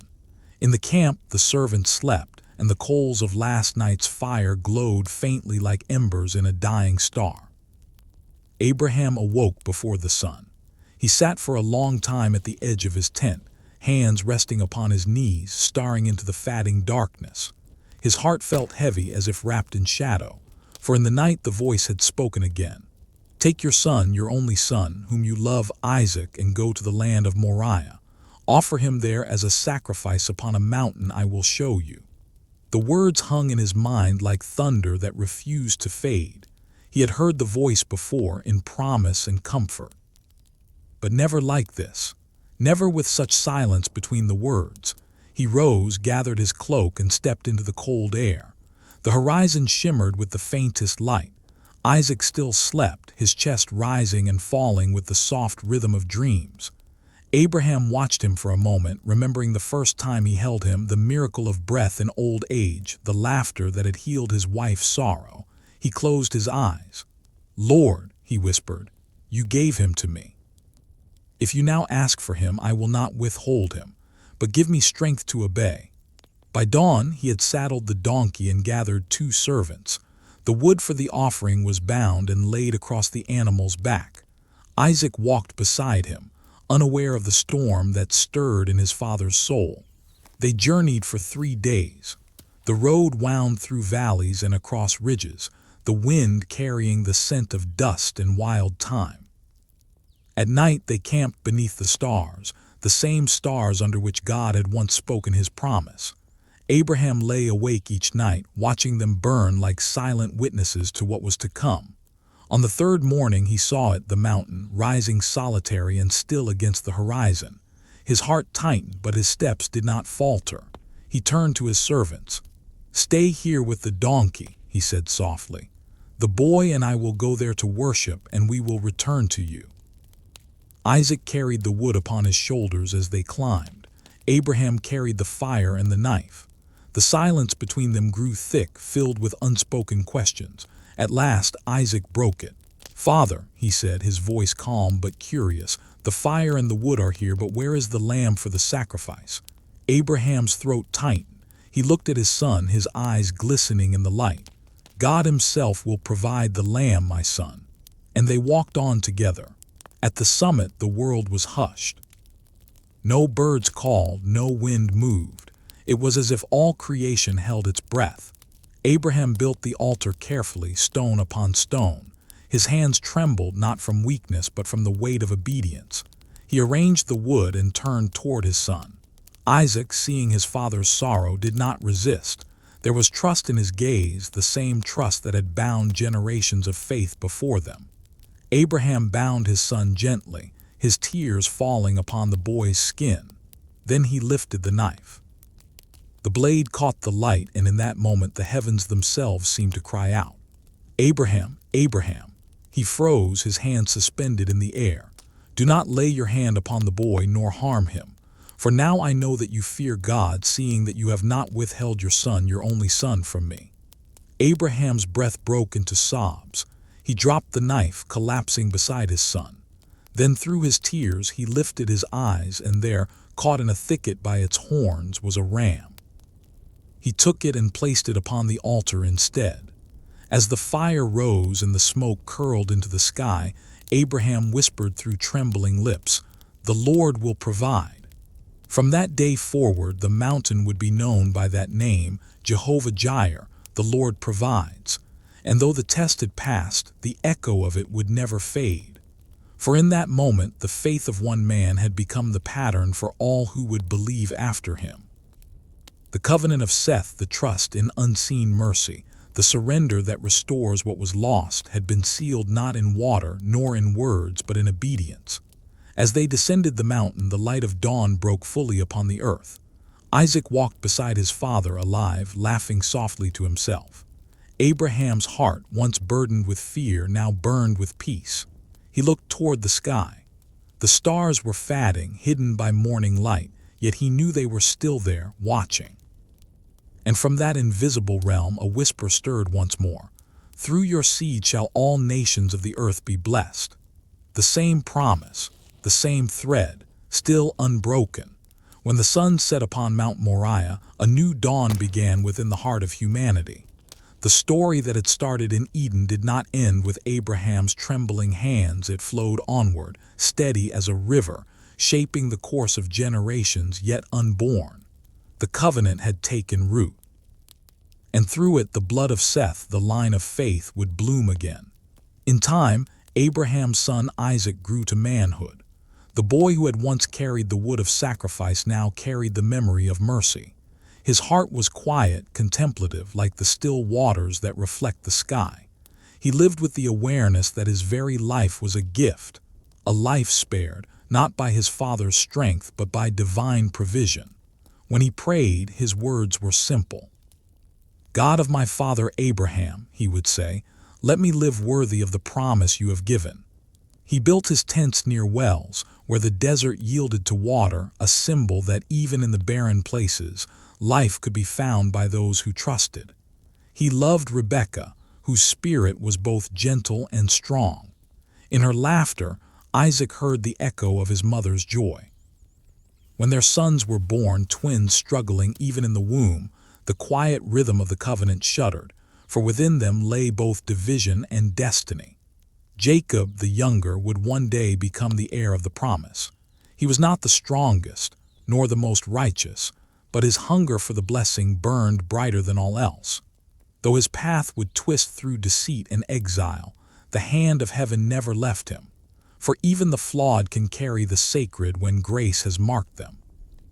One night as Jacob fled into the wilderness, he lay his head upon a stone and dreamed. In his sleep he saw a ladder stretching from earth to heaven and angels ascending and descending upon it. And above it stood the Lord, who said, "I am the God of Abraham and the God of Isaac. The land on which you lie I will give to you and your descendants.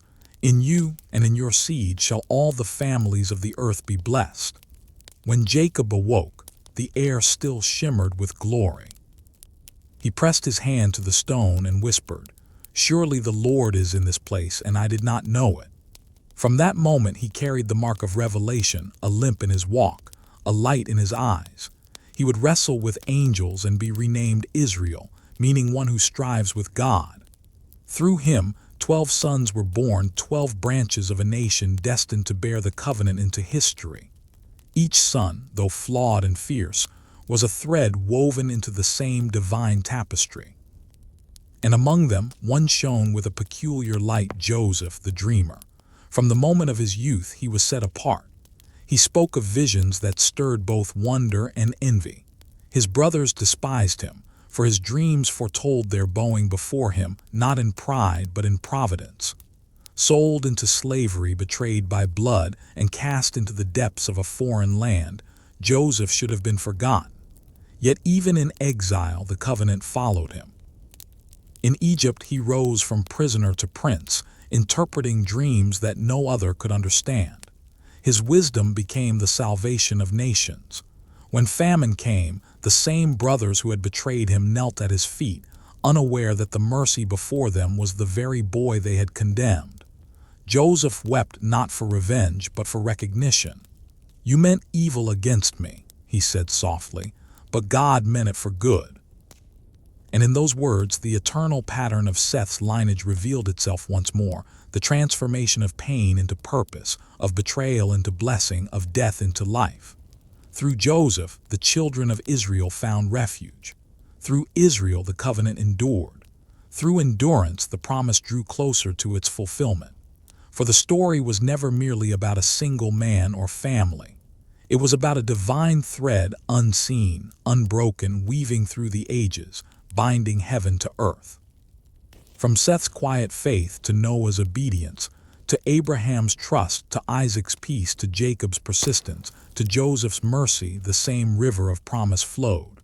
And though centuries would pass before the world would hear the name of the one who would complete the covenant, its current was already moving, shaping kings, guiding prophets, stirring hearts in silence. As Joseph lay in his final days, he called his brothers close. "Do not leave my bones in this land," he said. "When God visits you and brings you out of this place, take me with you." For even in death, the faith of Seth's line refused to rest. It longed always toward home, toward the place where heaven first touched the dust. The torches flickered in the night as Joseph breathed his last. Outside, the stars shimmered, silent witnesses once again. And though the years ahead would bring bondage and sorrow, they would also bring deliverance. For the God of Seth, of Abraham, of Isaac, of Jacob, the God who speaks through silence and fulfills through waiting, was not finished. He was merely turning the page. The land of Egypt shimmered under a merciless sun. Its rivers glistened like molten glass, flowing through cities of stone and gold. The pharaohs built monuments that pierced the sky, their names carved deep into the face of eternity. Yet beneath the splendor there was groaning. The children of Israel, the heirs of Seth's ancient covenant, toiled in the dust. Their hands bled from molding bricks, their backs bent under the weight of endless labor. The songs of their ancestors had become sighs, their prayers, whispers lost beneath the roar of taskmasters. Still, in the silence between the lashes, they remembered. They told stories in secret by firelight, by the riverbank beneath the stars. They spoke of Adam and Eve, of Noah and the flood, of Abraham's faith, of Isaac's blessing, of Jacob's dream. They spoke of Joseph, who had once saved Egypt, and of the promise that God would one day deliver them as he had delivered their fathers. The old ones would whisper to the young, "Do not forget, my child, the Lord who watches from beyond the sun still remembers the seed of Seth." But Pharaoh did not. He saw the Israelites multiply, their families growing, their strength unbroken despite their suffering, and he grew afraid. "There are too many," he said to his council. "If war comes, they will rise against us. Let us break them now." So the cruelty deepened. Work became tormenting. Hope became silent. And then came the decree, cold, final, merciless. Every male child born to the Hebrews shall be cast into the river. The Nile, once the giver of life, became a grave. Mothers wept in the shadows as soldiers prowled through their homes. The cries of infants mingled with the rush of the water, echoing through the valley like a haunting lament. But among the cries, one small sound changed everything. A newborn, his skin soft, his eyes wide as the dawn, lay hidden in a basket of reeds. His mother, trembling, placed him gently upon the current and whispered, "Go, little one. Let the river remember mercy." The basket drifted, swaying between reeds and ripples as if guided by unseen hands. Downstream, the daughter of Pharaoh came to bathe. She saw the basket, heard the faint cry, and opened it. When the child's eyes met hers, something ancient stirred, the memory of compassion that even kings cannot silence. She lifted him from the water and said softly, "He shall be called Moses, for I drew him from the river." And thus, the one chosen to deliver the descendants of Seth was born, not in power but in peril. Moses grew within the walls of Egypt, educated among princes, dressed in linen and gold. Yet deep within him the river still spoke. He heard it in dreams, a voice that called him by name, a whisper that carried both longing and command. He saw the suffering of his people, their tears, their chains. And though he lived among the oppressors, he could not silence the truth written in his blood. One day, when he saw an Egyptian strike a Hebrew slave, something within him broke. Rage surged like fire. He struck the Egyptian down and buried him in the sand. The next day, word spread. Fear consumed him. He fled into the wilderness, the same wilderness that once tested Abraham, that had seen the footsteps of wandering prophets before him. There, in the silence of exile, he became a shepherd. The prince of Egypt faded into memory, and in his place grew a man of solitude, a man whom the desert would teach how to listen. Years passed. The sands moved like time itself, reshaping the world in silence. Moses walked the barren hills, tending his flock beneath the endless sky. Then one morning he came to the foot of a mountain that shimmered with quiet fire. A bush burned before him, its flames bright as dawn yet consuming nothing. The air trembled, and from within the fire came a voice that echoed from the beginning of all things. "Moses." He fell to his knees, trembling. "Here I am. Remove your sandals, for the ground upon which you stand is holy." The fire pulsed, and the voice continued. "I have seen the affliction of my people in Egypt. I have heard their cry, and I am coming down to deliver them. Now go, I will send you to Pharaoh, that you may bring my people out of bondage." Moses wept. "Who am I?" he whispered. that I should go before kings. I will be with you." The wind shifted, the fire flickered but did not fade, and in that light Moses understood the covenant was not forgotten. It had merely waited for the moment when faith would again answer the call. He looked toward the horizon, the path back to Egypt stretching before him like the edge of destiny. The time had come for the children of Seth to remember their freedom. The desert wind followed Moses as he returned to Egypt. Each step upon the sands was both a memory and a promise, a return not just to the land of his birth, but to the destiny written before time began. Beside him walked his brother Aaron, the one chosen to speak when words failed. Together they crossed the border where wilderness met empire, where silence met the roar of civilization. The city of Pharaoh shimmered beneath the sun. Obelisks rose like frozen fire, temples glowed with painted gods, and soldiers in bronze patrolled the streets. The air was heavy with incense and fear. Moses walked through it all, his heart beating with a strange calm. The fire of Sinai still burned within him, though no one else could see it. He carried not a sword, but a staff, the same staff with which he had led sheep through the desert. Yet now it has become the symbol of something greater, the authority of heaven. When he entered Pharaoh's court, the king looked down from his throne of gold. Round him stood priests, nobles, and the carved images of gods that watched in silence. Pharaoh's voice was sharp, proud, "Sir, who is this shepherd that dares enter my house unbidden?" Moses bowed his head, but his voice did not waver. "Thus says the Lord, the God of Israel, let my people go that they may serve me." Laughter filled the chamber, the courtiers smirked. Pharaoh leaned forward, eyes narrowing. "Who is this Lord that I should obey his voice? I do not know him, nor will I let Israel go." Moses raised his staff and laid it upon the floor. It struck the stone and became a serpent, coiling with life and hissing in the hall.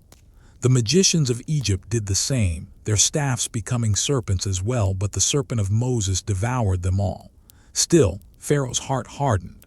The days that followed were filled with wonder and terror. The Nile turned to blood. The fish died, the river stank, and the people could not drink. But Pharaoh turned away. Frogs came next from the river, from the marshes, from every crevice of the land. They crawled upon the thrones, into the beds, into the bowls of Pharaoh's palace. Yet still he defied the command. Then came the gnats, the flies, the pestilence upon the beasts. The air grew thick with buzzing and decay. The magicians themselves bowed in fear, saying, "This is the finger of God." But Pharaoh's pride was stronger than reason.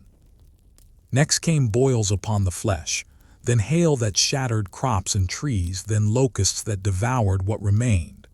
Darkness fell, thick, tangible, endless. For 3 days Egypt lay blind, its torches smothered by an unseen hand. Still Pharaoh refused. Moses stood before him one final time. His eyes, weary but resolute, met those of the king.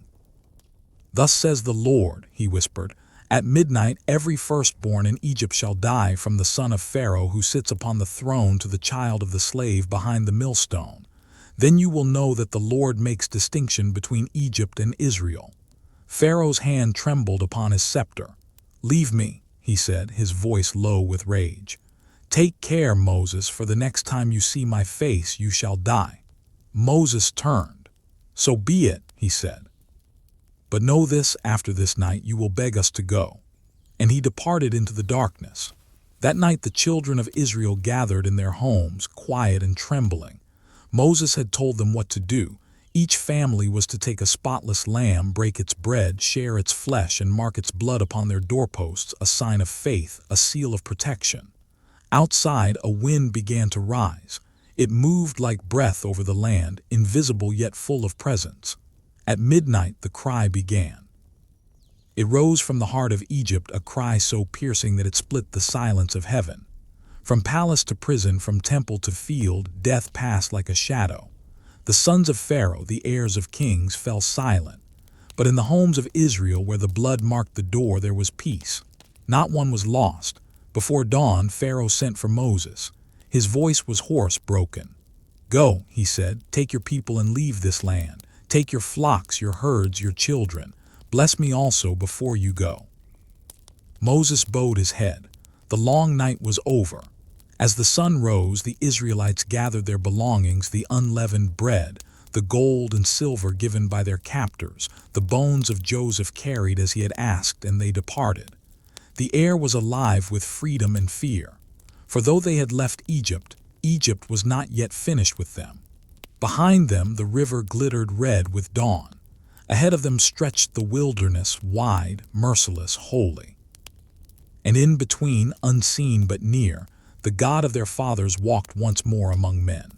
The covenant that began with Seth now burned like fire upon the earth.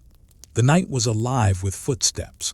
Thousands upon thousands moved through the desert, torches flickering like a sea of stars fallen to the earth. The cries of children mingled with the rustle of livestock and the whisper of prayer. The people of Israel were free, but freedom, they soon learned, comes with fear. Behind them, the dust of Egypt still rose. Pharaoh had changed his mind. His grief turned to fury, his pride rekindled like fire in dry reeds. "Why did we let them go?" he shouted to his captains. "They were our labor, our wealth. Their God has mocked us, we will bring them back in chains." And so he gathered his chariots, 600 of the finest, their wheels gleaming under the moonlight. The hoofbeats thundered across the plain as the army of Egypt surged after the fleeing slaves. The Israelites reached the shore of the Red Sea by dawn. The water stretched before them like a mirror of molten silver, endless and impassable. Behind them the horizon trembled with the approach of war. Fear rippled through the camp. "Have you brought us here to die?" they cried. "Were there no graves in Egypt that we should perish here in the wilderness?" Moses stood upon the shore, the wind tearing at his cloak. His heart pounded, but his eyes were steady. He lifted his staff and spoke, not to the people, but to the one who had called him. "Lord," he whispered, "they are afraid, but you said you would bring us out. Do not let their faith die upon this shore." The wind shifted. The sea began to move. At first it was a tremor, a deep murmur rising from beneath the waves, like the earth itself awakening. Then the waters shuddered, heaved, and began to part. The people gasped as a path appeared, a corridor of glistening walls, towering higher than the tallest palm, holding back the roaring depths. Between them stretched dry ground, smooth as polished stone.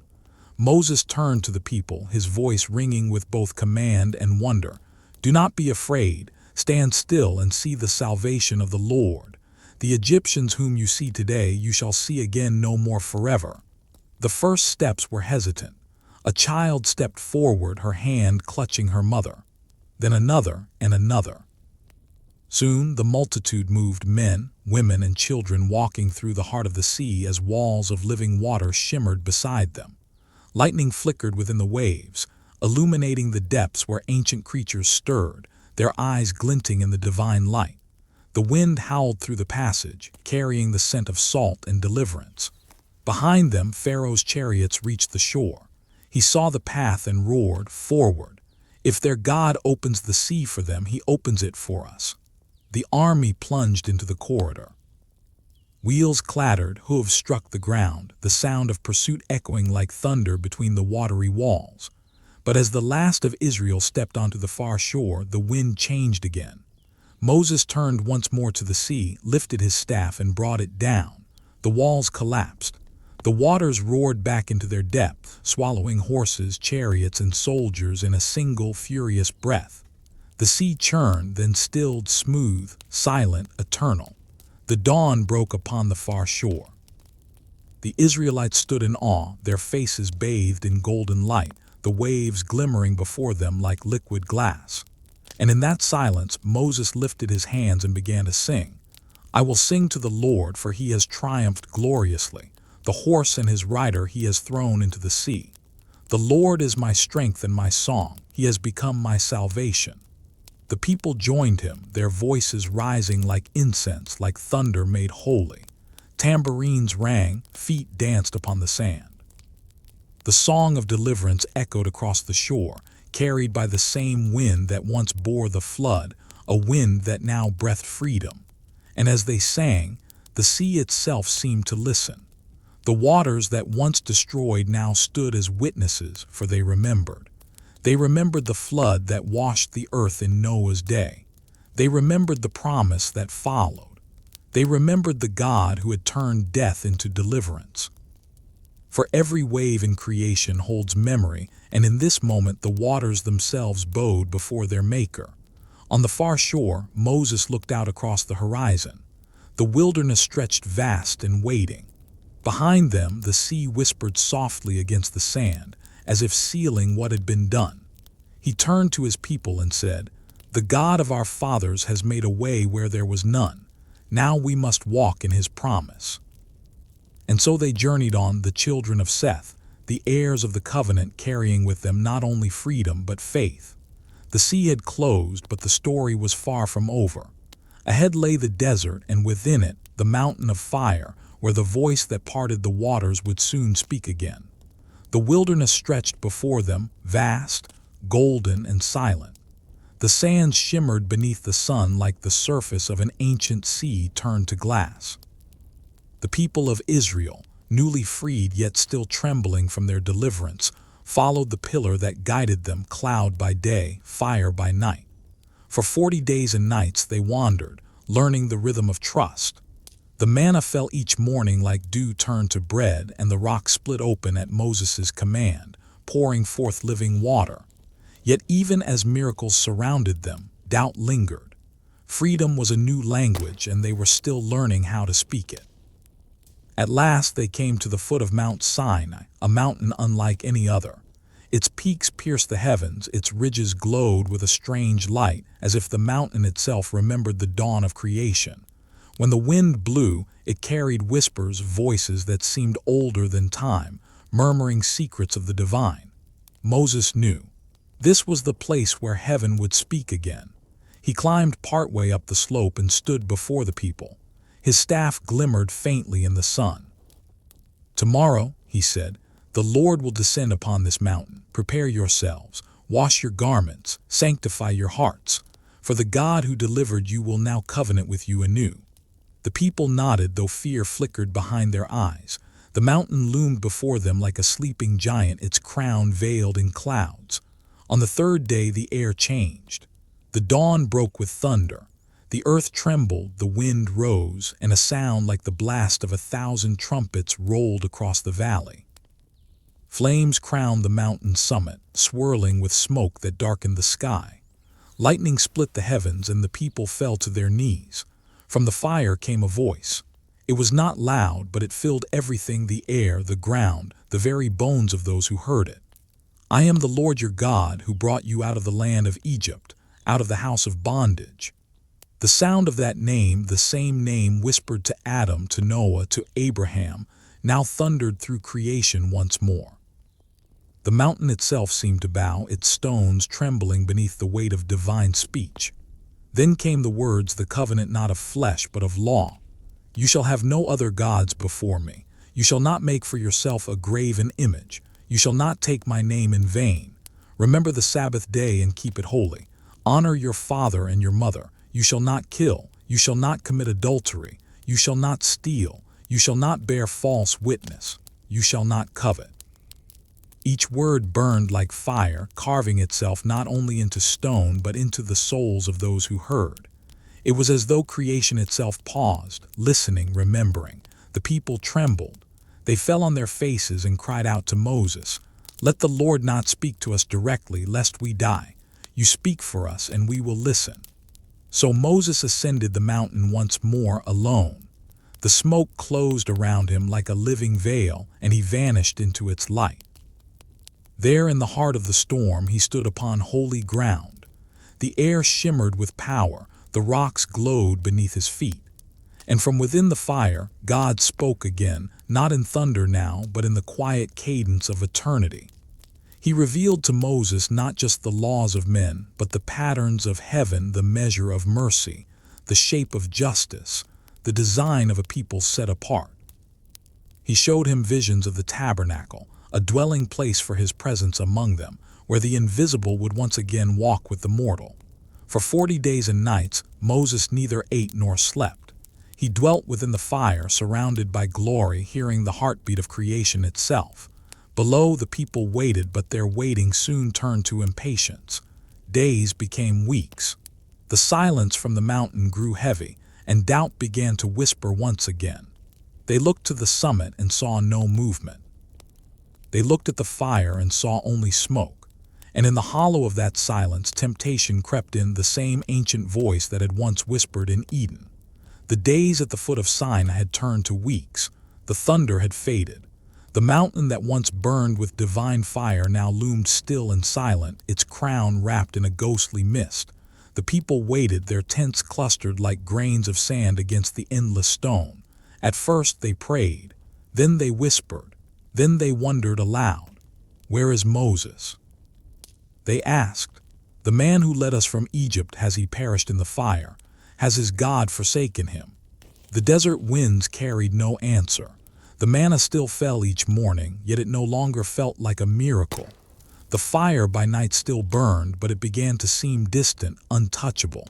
And into that waiting crept an old hunger, the same that once stirred in Eve's heart when the serpent spoke of what could be seen, what could be touched.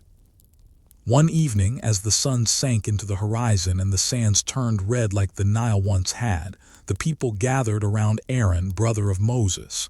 "Make us a god," they demanded, "something we can see. For this Moses who brought us out of Egypt, we do not know what has become of him." Aaron hesitated. The memory of the mountain's voice still haunted him, yet the pressure of the crowd was heavy as stone. "Bring me your gold," he said quietly. "The earrings from your sons and daughters, the gifts you took from Egypt. Bring them to me."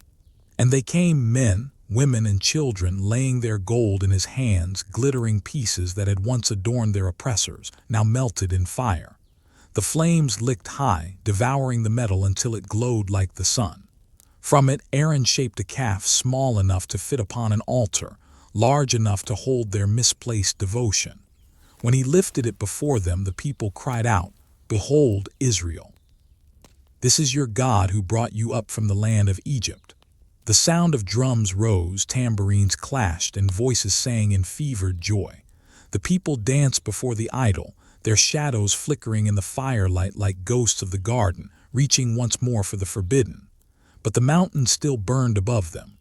Up in the cloud, Moses sat before the presence of God, unaware of what unfolded below. The light around him was pure and weightless. In his hands lay 2 tablets of stone, etched by the very finger of the Almighty. Upon them were the words that would bind heaven and earth, the covenant of holiness. Then the voice came, quiet, sorrowful, heavy. "Go down, Moses, for your people whom you brought out of Egypt have corrupted themselves. They have turned aside quickly from the way I commanded them. They have made for themselves a molten image and bowed before it." Moses rose. His face was pale with disbelief, his hands trembling as he clutched the tablets. "Lord," he whispered, "do not destroy them. They are still your people. Forgive their sin or blot me out of your book." But the Lord's voice rumbled through the fire. "Go, lead them down from the mountain. My wrath will burn hot against them, but my promise will not die." So Moses descended, his steps heavy, the tablets glowing faintly in his arms. Halfway down, he met Joshua, who had waited partway along the slope. "There is a noise in the camp," Joshua said. "It sounds like war." Moses listened. The sound rose from the valley, wild, chaotic, unholy. Not war, but revelry. Not mourning, but madness. His heart sank. As he reached the camp, the sight before him struck like lightning. The people danced around the golden calf, their faces lit by the fire of their folly. The air reeked of smoke and wine. The music of sin drowned out the memory of the mountain's voice. Something in Moses broke. He raised the tablets high and hurled them to the ground. They shattered upon the stone, splitting like the covenant itself. The sound silenced the camp. He seized the idol, tore it from its pedestal, and cast it into the fire. Then he ground it into dust, scattered it upon the water, and commanded the people to drink, that they might taste the bitterness of what they had made. Aaron approached, his face pale, his voice trembling. "You know these people," he stammered. "They are prone to evil. They gave me their gold, I threw it into the fire, and out came this calf." But Moses looked at him with grief deeper than anger. "You let them wander from the truth," he said. "You let them forget who brought them here." Then Moses stood at the entrance of the camp and cried, "Whoever is on the Lord's side, come to me." The sons of Levi gathered around him, those who still remembered the voice of Sinai. That day, justice fell upon the camp like shadow, and the people wept. When night came, Moses returned to the mountain, his steps weary. He knelt once more in the ashes of shattered stone. "Lord," he said softly, "forgive them. If you will not, then erase my name too." The fire flickered. The voice that once spoke in thunder now answered in mercy. "I will forgive, but my presence shall go before you, and I will write again what was broken." And there in the stillness of night the covenant began anew. The dawn rose pale and trembling over the desert. The camp lay quiet, the ashes of last night's fire still whispering smoke. The golden calf was gone, ground to dust, yet the shadow of what had been lingered in the air, a silence that felt like guilt. Moses walked among the tents, his steps slow, his face carved with sorrow. The people lowered their eyes as he passed, unable to meet the gaze of the one who had stood in the fire and lived. Beyond the camp, Mount Sinai waited, silent now, but not empty. The cloud that once burned with flame now shimmered faintly, as though heaven itself held its breath. Moses knew what he must do. He gathered 2 new tablets of stone, rough and uncut, hewn by his own hand. Then he turned toward the mountain once more. "I will go again," he said, "to seek the favor of the Lord. Perhaps he will restore what we have broken." The people watched as he climbed, a solitary figure against the endless rise of stone. His robe trailed like smoke, his steps slow but steady, each one echoing the same rhythm that had begun long ago in Eden: fall, loss, and return. When he reached the summit, the wind rose, the air grew still, and then the presence returned. A brilliance unlike fire descended, not in wrath but in light. The mountain glowed as though a second sun had risen upon it, and from within that radiance the voice of God spoke again. "Cut for yourself 2 tablets of stone like the first, and I will write upon them the words that were on the tablets you broke. Be ready in the morning and come up to me on the mountain. No man shall come with you." So Moses waited, and when the morning came, the mountain blazed anew.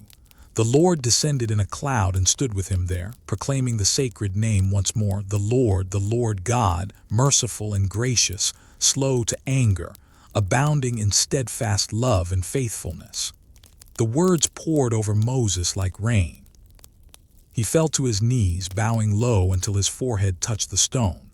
"If I have found grace in your sight," he whispered, "then let the Lord go among us. Forgive our iniquity and our sin, and take us for your inheritance." And the Lord answered, "Behold, I make a covenant. Before all your people I will do wonders such as have not been done in all the earth." The air trembled. The stones in Moses' hands glowed faintly as divine fire began to write upon them, not with ink, but with light. Each letter shone with eternal truth, pulsing like the heartbeat of heaven itself. Time seemed to vanish. The mountain stood still while glory etched itself into stone. When the light dimmed, Moses looked down. The tablets were complete, smooth, perfect, alive. Upon them were the same words that had been shattered, now restored. And as he descended, something followed him, something unseen yet radiant. His face had changed. The people saw him from afar and cried out, for his skin shone like burnished gold, as though a fragment of the divine light had taken residence within him.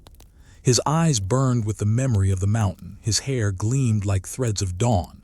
Fear gripped the camp. They stepped back, covering their faces. Even Aaron trembled. "Moses," he whispered, "you shine as the fire did. We cannot look upon you." Moses called out gently, "Do not be afraid. It is not wrath that burns, it is his presence." Yet when he spoke, they still turned away, shielding their eyes. So Moses took a veil and placed it over his face, that they might hear him without fear.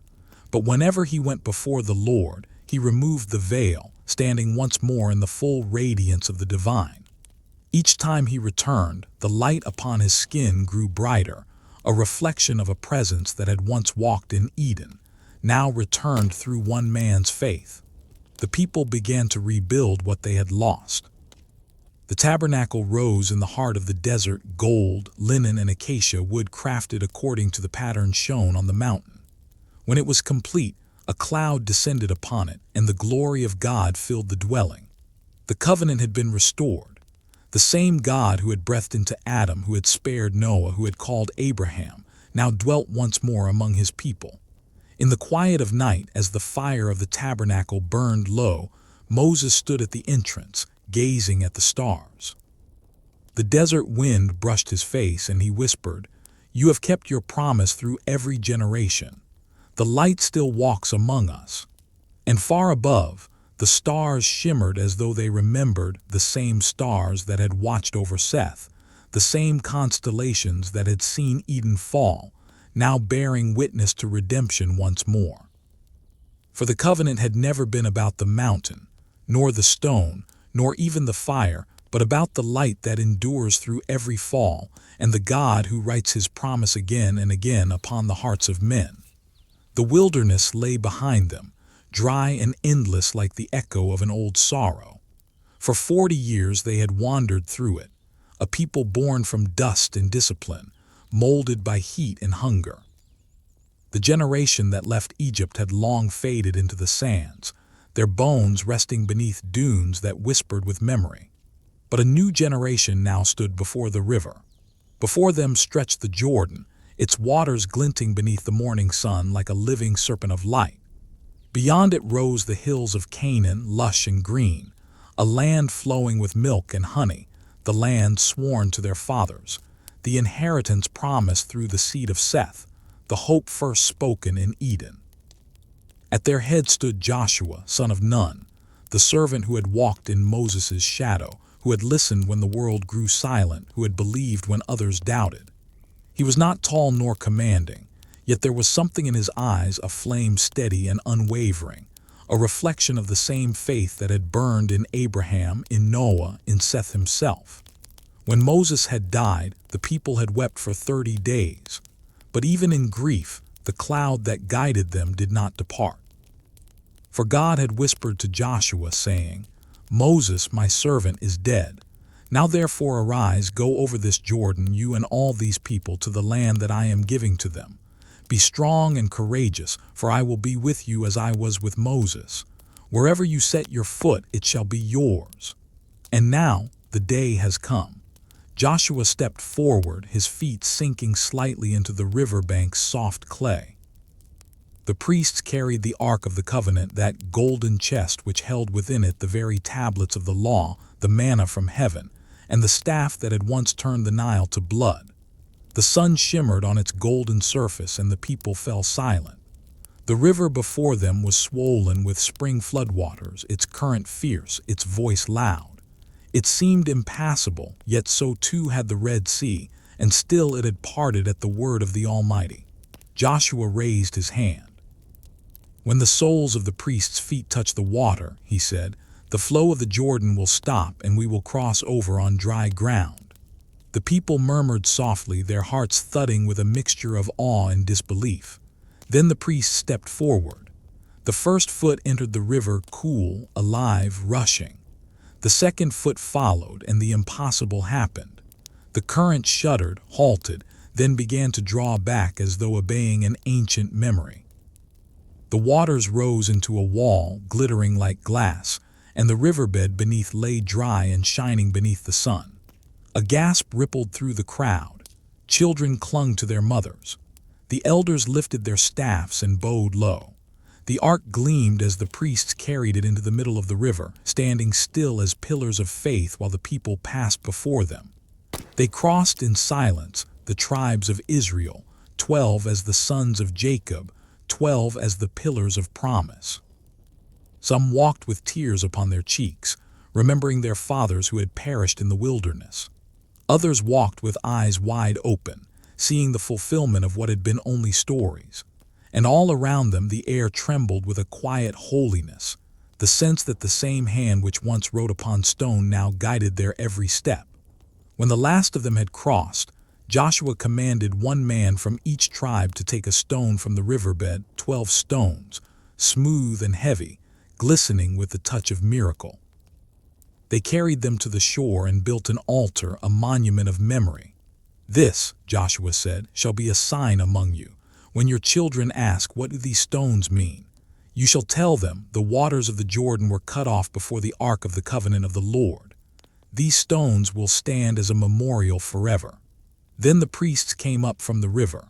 The moment their feet touched dry land, the waters rushed back with a thunderous roar, sealing behind them the passage of promise. As the people looked back, they saw the river flowing as before, calm, steady, eternal. Yet they knew something unseen had changed forever. That night they camped at Gilgal, their tents glowing faintly beneath the moon. The air smelled of new grass and distant rain. For the first time they ate from the land bread baked from Canaan's wheat instead of manna from heaven. And when the people slept, they dreamed of Eden. For though they did not know it, the promise fulfilled that day was the echo of the same one whispered to Seth, that from sorrow would come renewal, from exile would come homecoming, and that through the generations, God's covenant would always find a way to cross the river. The morning after they crossed the Jordan, the people awoke to a strange stillness. The wilderness that had once been their world now lay behind them like a fading dream. Before them rose the walls of Jericho, tall, ancient, and immovable, built of layered stone that caught the sun like fire. Jericho was no ordinary city. It was said that its gates had never fallen, its watchmen had never slept, and its walls were thick enough for chariots to race upon. To the eyes of men it was impregnable, but to the eyes of heaven it was already trembling. Joshua stood on a ridge overlooking the city, his gaze steady, his heart calm. The memory of the river's parting still pulsed within him, a sign that the same God who split waters could crumble walls. Yet as he watched the city shimmer in the heat, he knew this battle would not be won by sword or spear. That night, while the camp slept, Joshua withdrew into the quiet of the valley to pray. The stars glittered above him like ancient witnesses. As he knelt upon the earth, a figure appeared before him, a man clothed in light, holding a drawn sword. Joshua rose to his feet, his hand instinctively gripping the hilt of his own blade. "Are you for us," he asked, "or for our enemies?" The figure's voice rolled like distant thunder. "Neither. I am the commander of the army of the Lord. Remove your sandals, for the ground where you stand is holy." At once Joshua fell to his knees, his face to the earth. "What does my Lord command?" he whispered. And the messenger spoke, "You shall march around the city, all your men of war, once each day for 6 days. 7 priests shall carry 7 trumpets of ram's horn before the ark on the 7th day. You shall march around the city 7 times, and when the priests blow the trumpets, the people shall shout with a great shout, and the wall will fall." Then the figure vanished, leaving only the still air and the faint echo of divine command. When dawn broke, Joshua summoned the priests and the people. He gave no speech of battle, no cry of vengeance. Instead, he said simply, "Sanctify yourselves. The Lord will do wonders among you." And so began the march of faith. Each morning they set out in silence. The Ark of the Covenant led the way, carried upon the shoulders of the priests. Before it walked 7 priests, each bearing a trumpet of ram's horn. Behind them marched the warriors, not with raised swords, but with bowed heads. They circled the city once each day. No shouts, no weapons drawn, only the low hum of the desert wind and the haunting call of the ram's horn breaking the stillness. The people of Jericho watched from their walls, first in mockery, then in unease. Each morning the Israelites came, each evening they left, and each night the city's guards whispered of the strange procession that walked without war. On the 7th day the sun rose red as blood.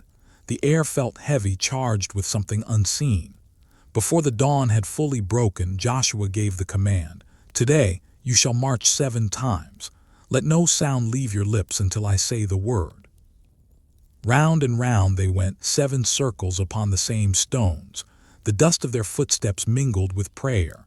The priests' horns gleamed in the sunlight. The ark glowed faintly as if remembering Sinai. When the seventh circle was complete, Joshua raised his hand. The horns blew one final, thunderous note, long, piercing, eternal, and he cried out, "Shout, for the Lord has given you the city." Then the people lifted their voices, one roar of faith rising from thousands of hearts, echoing off the mountains, shaking the very air. And the earth answered.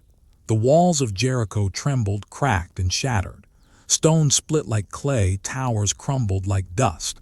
In an instant, the city that had stood unbroken for centuries lay open before them. No siege engine, no weapon, only faith had done this. As the dust settled, Joshua fell to his knees, his head bowed. "The Lord," he whispered, "is faithful to his promise." The people entered the city, their steps cautious, their eyes wide. Amid the ruins they found Rahab, the woman who had hidden the spies and believed when no one else did. She stood with her family, untouched by destruction, the scarlet cord still hanging from her window, glowing like a thread of redemption. Joshua approached her and said, "You and yours are safe. You trusted in the Lord, and he has remembered you." And so Rahab, the woman from Jericho, was welcomed into the covenant, a sign that even those outside the promise could become part of its unfolding. Her bloodline would one day intertwine with the lineage of David, and through it, the Messiah himself would come. That night, as the fires of Jericho flickered low and the stars hung quiet above, Joshua stood at the edge of the ruins. The wind moved softly through the broken stones. He whispered, "The walls fall, but the covenant stands." And in that moment, the promise first given to Seth, that faith could rebuild what sin had broken, burned brighter than ever before. The sun hung low over Canaan, painting the hills in gold and crimson. The air was still, filled only with the soft hum of insects and the distant laughter of children. For the first time in generations, the people rested, no longer wanderers, but settlers in the land sworn to Abraham, Isaac, and Jacob. The wars were over. The walls had fallen. The river lay behind them, a mirror of memory. Now the people of Israel turned to the soil, to vineyards and flocks, to homes built with patient hands and hearts that longed for peace. Joshua watched it all from the ridge above Shiloh, where the tabernacle stood, the dwelling place of God among men. The ark rested within its veiled chamber, guarded by silence and song. Each evening the smoke of offerings rose like silver ribbons into the sky, a reminder that though the battles had ended, the covenant still demanded faith. He was old now, his hair white as the clouds that crowned the mountains. The lines upon his face were carved by years of sun and prayer. His hands trembled slightly as he leaned on his staff, but his eyes still burned with the fire of the Jordan, with the light that had split the river. The people came to him often, seeking counsel. Tribes gathered in circles, their banners fluttering in the wind. They spoke of boundaries and harvests, of disputes and blessings. And Joshua listened, patient as the earth, his voice soft but sure. One evening, as dusk settled over the valley, he called them all together, elders, priests, and families, to hear his final words. The campfire light flickered across their faces as he rose, steady despite his age. "My brothers," he said, "you have seen all that the Lord has done for you. He fought for you when your strength was small. He parted the sea, he stopped the river, he brought down the walls of your enemies. Not one word of his promise has failed." A hush fell over the crowd. The only sound was the crackle of flame and the low whisper of the wind in the trees. "But," Joshua continued, his voice deepening, "if you turn aside and serve other gods, this land will not hold you. The covenant is life, but it is also fire. Choose this day whom you will serve, the gods your fathers served beyond the river, or the Lord who brought you out of Egypt." He paused, his gaze sweeping across the faces of his people, men who had once been slaves, now kings of their own soil, children who had known only wilderness, now surrounded by abundance. "As for me and my house," he said softly, "we will serve the Lord."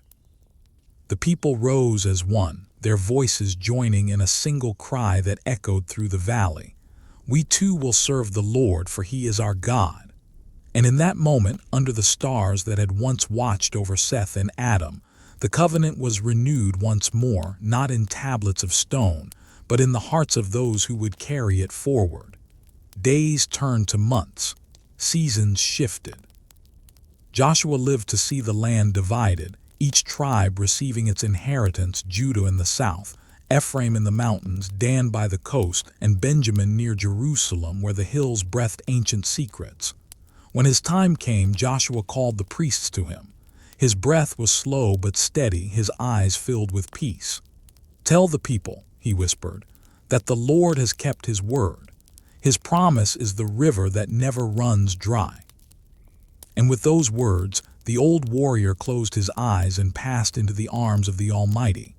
They buried him in the hills of Timnath-Serah, and over his grave the people placed 12 stones, one for each tribe, one for each promise fulfilled. For years afterward, the wind that passed through those stones sang softly, as though the land itself remembered the footsteps of faith. But time is a river that never ceases to flow. After Joshua, there arose judges, men and women chosen to guide the people when shadows crept upon the land. There was Deborah, the prophetess who sang of victory, Gideon, who defeated armies with only 300 men, and Samuel, the child who heard God's voice while the lamp still burned in the temple. And through it all, the lineage of Seth endured, unseen, unbroken, whispering through the bloodlines of prophets and kings. It was Seth who had first learned to call upon the name of the Lord. It was his seed that had preserved the fire through flood and famine, through slavery and war. And though generations rose and fell, the covenant remained a golden thread woven through the fabric of human history, shimmering even when the cloth grew dark. As the last rays of sunlight touched the hills of Canaan, a lone shepherd lifted his voice in song, a psalm that echoed softly through the night. "The Lord is my light and my salvation, whom shall I fear? The Lord is the strength of my life, of whom shall I be afraid?" The melody drifted upward, joining the endless hymn of creation, the same music that had once filled Eden, now sung anew upon a land restored. The promise lived, the lineage endured, and the voice of Seth, carried by time and grace, still whispered in the wind, "From dust you came, and to light you shall return." The years turned like pages in a sacred book. From Joshua's grave the dust of time rose and fell, and the land once promised became a stage upon which new destinies unfolded. The tribes of Israel grew and scattered across the hills and plains of Canaan, some thriving, others falling into silence. The fires of devotion flickered, dimmed, and then, as always, rekindled. It was an age of judges and prophets, of songs sung under open skies and wars fought beneath thunderclouds. The people cried out for deliverance, and when they forgot, the silence itself became their teacher. Among the hills of Bethlehem, where the olive trees swayed in the breath of heaven, a child was born into the lineage of Seth, though the world did not yet know his name. He was of the tribe of Judah, the son of a shepherd, and his birth carried the echo of promises long sown.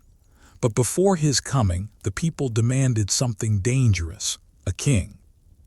For years they had been guided by the voice of prophets and the wisdom of elders, but they looked to the nations around them, strong, rich, gilded with thrones and crowns, and their hearts grew restless. "Give us a king to judge us," they cried, "like all the nations." The prophet Samuel was grieved. He knelt in the stillness of the tabernacle, the ark behind the veil, and prayed. And the voice of the Lord came to him in the quiet. "They have not rejected you, but they have rejected me from being king over them. Give them what they ask, but warn them of what will come." So Samuel obeyed. From among the tribes God chose Saul, a man taller than any other, handsome and strong, the kind of king men could follow with their eyes. When Saul was anointed, the people rejoiced, for they believed power could protect them better than faith. At first Saul was humble. He led with courage, fought with fire, and the land found brief peace beneath his command. Yet pride is a shadow that grows with every victory. Soon Saul's heart drifted from the Lord. He listened not to prophets, but to his own fears. When Samuel confronted him, Saul trembled but did not repent. The prophet's heart broke as he spoke the words that would end one reign and begin another. Because you have rejected the word of the Lord, he has rejected you as king. That night, Samuel wept until dawn. But even as one light dimmed, another began to glow faintly in the hills of Bethlehem, where the shepherd boy tended his father's flock. His name was David. He was the youngest of 8 sons, overlooked and unassuming, with hands calloused by work and eyes that carried both curiosity and sorrow. Yet when he lifted his harp beneath the stars, the heavens seemed to lean closer, listening. One evening, as the sun bled into gold, the Lord spoke to Samuel once more.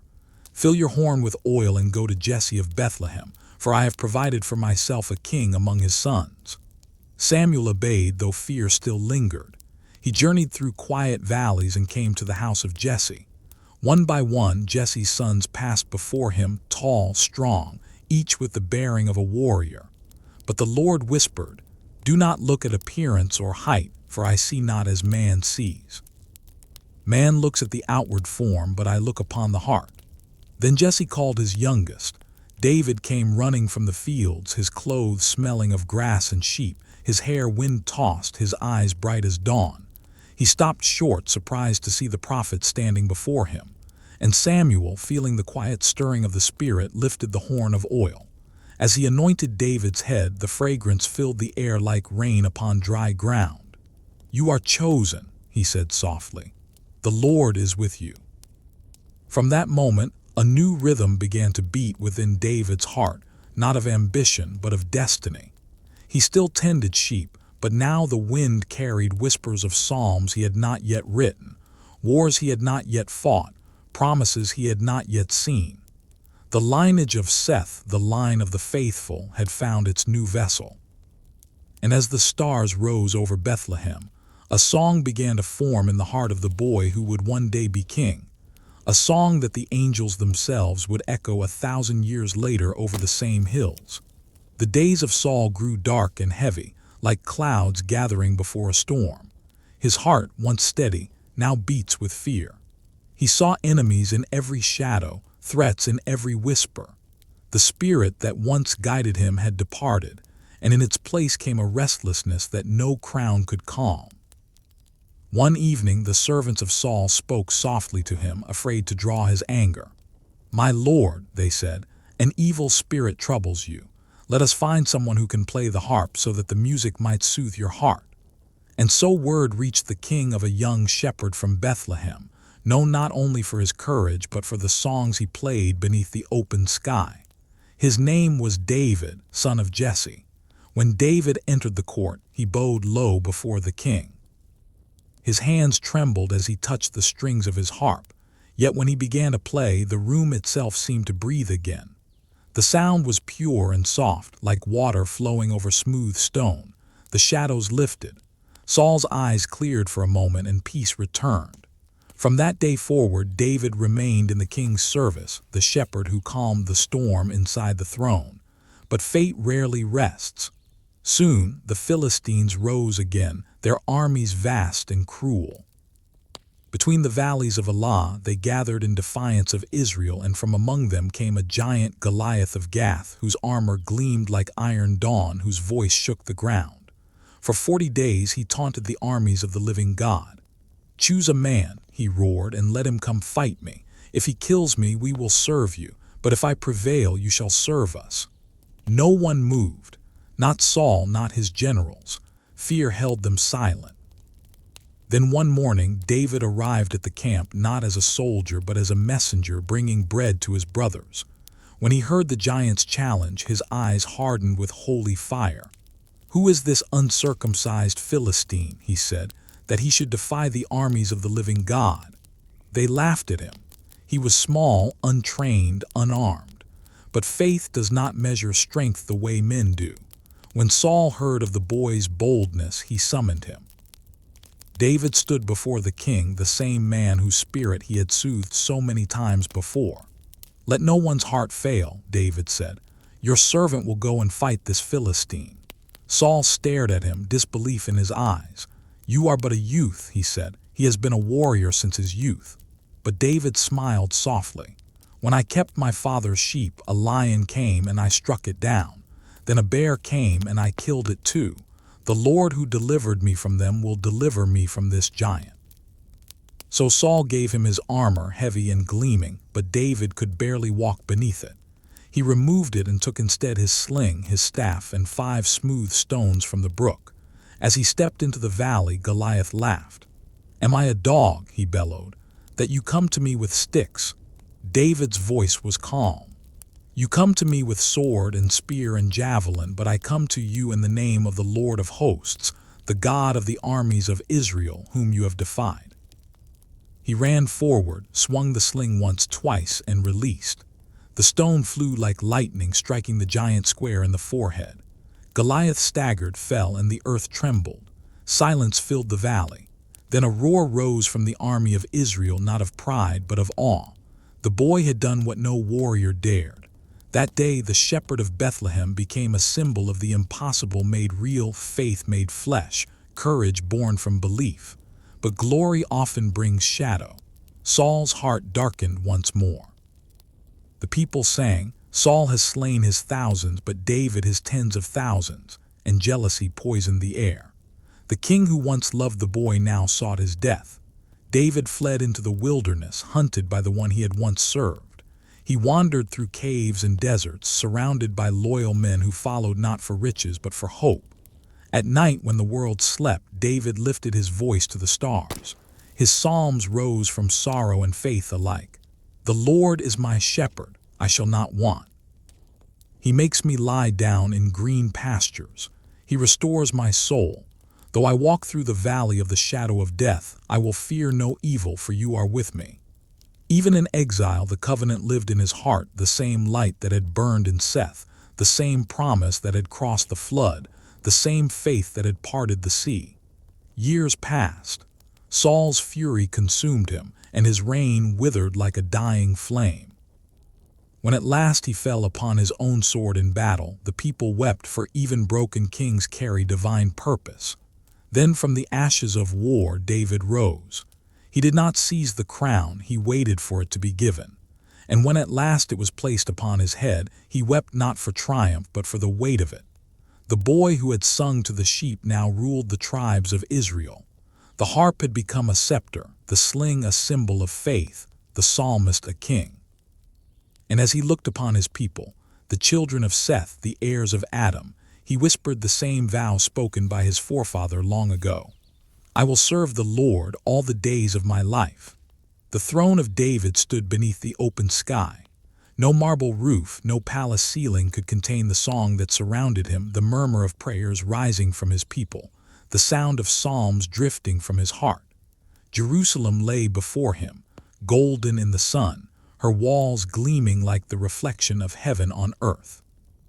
David had conquered nations, united tribes, brought peace where there had been division, yet his heart still longed for something beyond victory. It was not rest he sought, but presence. Each evening, as the crimson light faded over the hills, David would walk to the tent that held the Ark of the Covenant. He would stand in silence, the music of his youth echoing faintly in his mind. The same boy who once sang to the sheep now sang to the Almighty, and even now he still called himself a shepherd. One night as he knelt before the ark, tears glistened on his cheeks.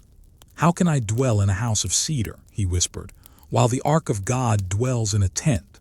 He longed to build a temple, a dwelling not of skin and rope, but of stone and glory, where the Lord might rest among his people forever.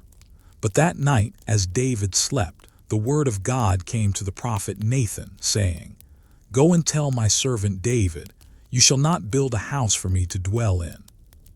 Did I ever ask for such a house from the days I led Israel? No, I have walked with my people in tents and in tabernacles, but I will make you a house. Your seed shall build my temple, and your throne shall be established forever." When Nathan delivered these words, David fell upon his face. He wept not from disappointment, but from awe. For though his hands would not lay the stones of the temple, his lineage would lay the foundation of eternity. That day a new covenant was born, the covenant of kingship, the final echo of Seth's inheritance. Through David's bloodline, the light that had survived every fall would one day become flesh. The promise whispered to Adam in the garden, carried by Noah through the flood, spoken to Abraham under the stars, reaffirmed to Moses in fire, now found its resting place in David's heart. And from that heart came songs that would never die. He sang of sorrow and forgiveness, of exile and return, of the shepherd and the king who were one and the same. He sang of mercy stronger than wrath, and of a God who dwelt not in temples made by hands, but in broken spirits made whole again. "Create in me a clean heart, O God," he wrote, "and renew a right spirit within me. Cast me not away from your presence, and take not your Holy Spirit from me." The years passed like a dream. David grew old, his hair silver like moonlight, his body frail but his eyes bright as ever. He watched his son Solomon rise, wise beyond his years, quiet where David had been fierce, thoughtful where he had been wild. When the time came, David took Solomon's hands and whispered, "Build not just with stone, but with reverence. Remember, the temple is not for God to dwell in, for heaven and earth cannot contain him, but for man to remember him."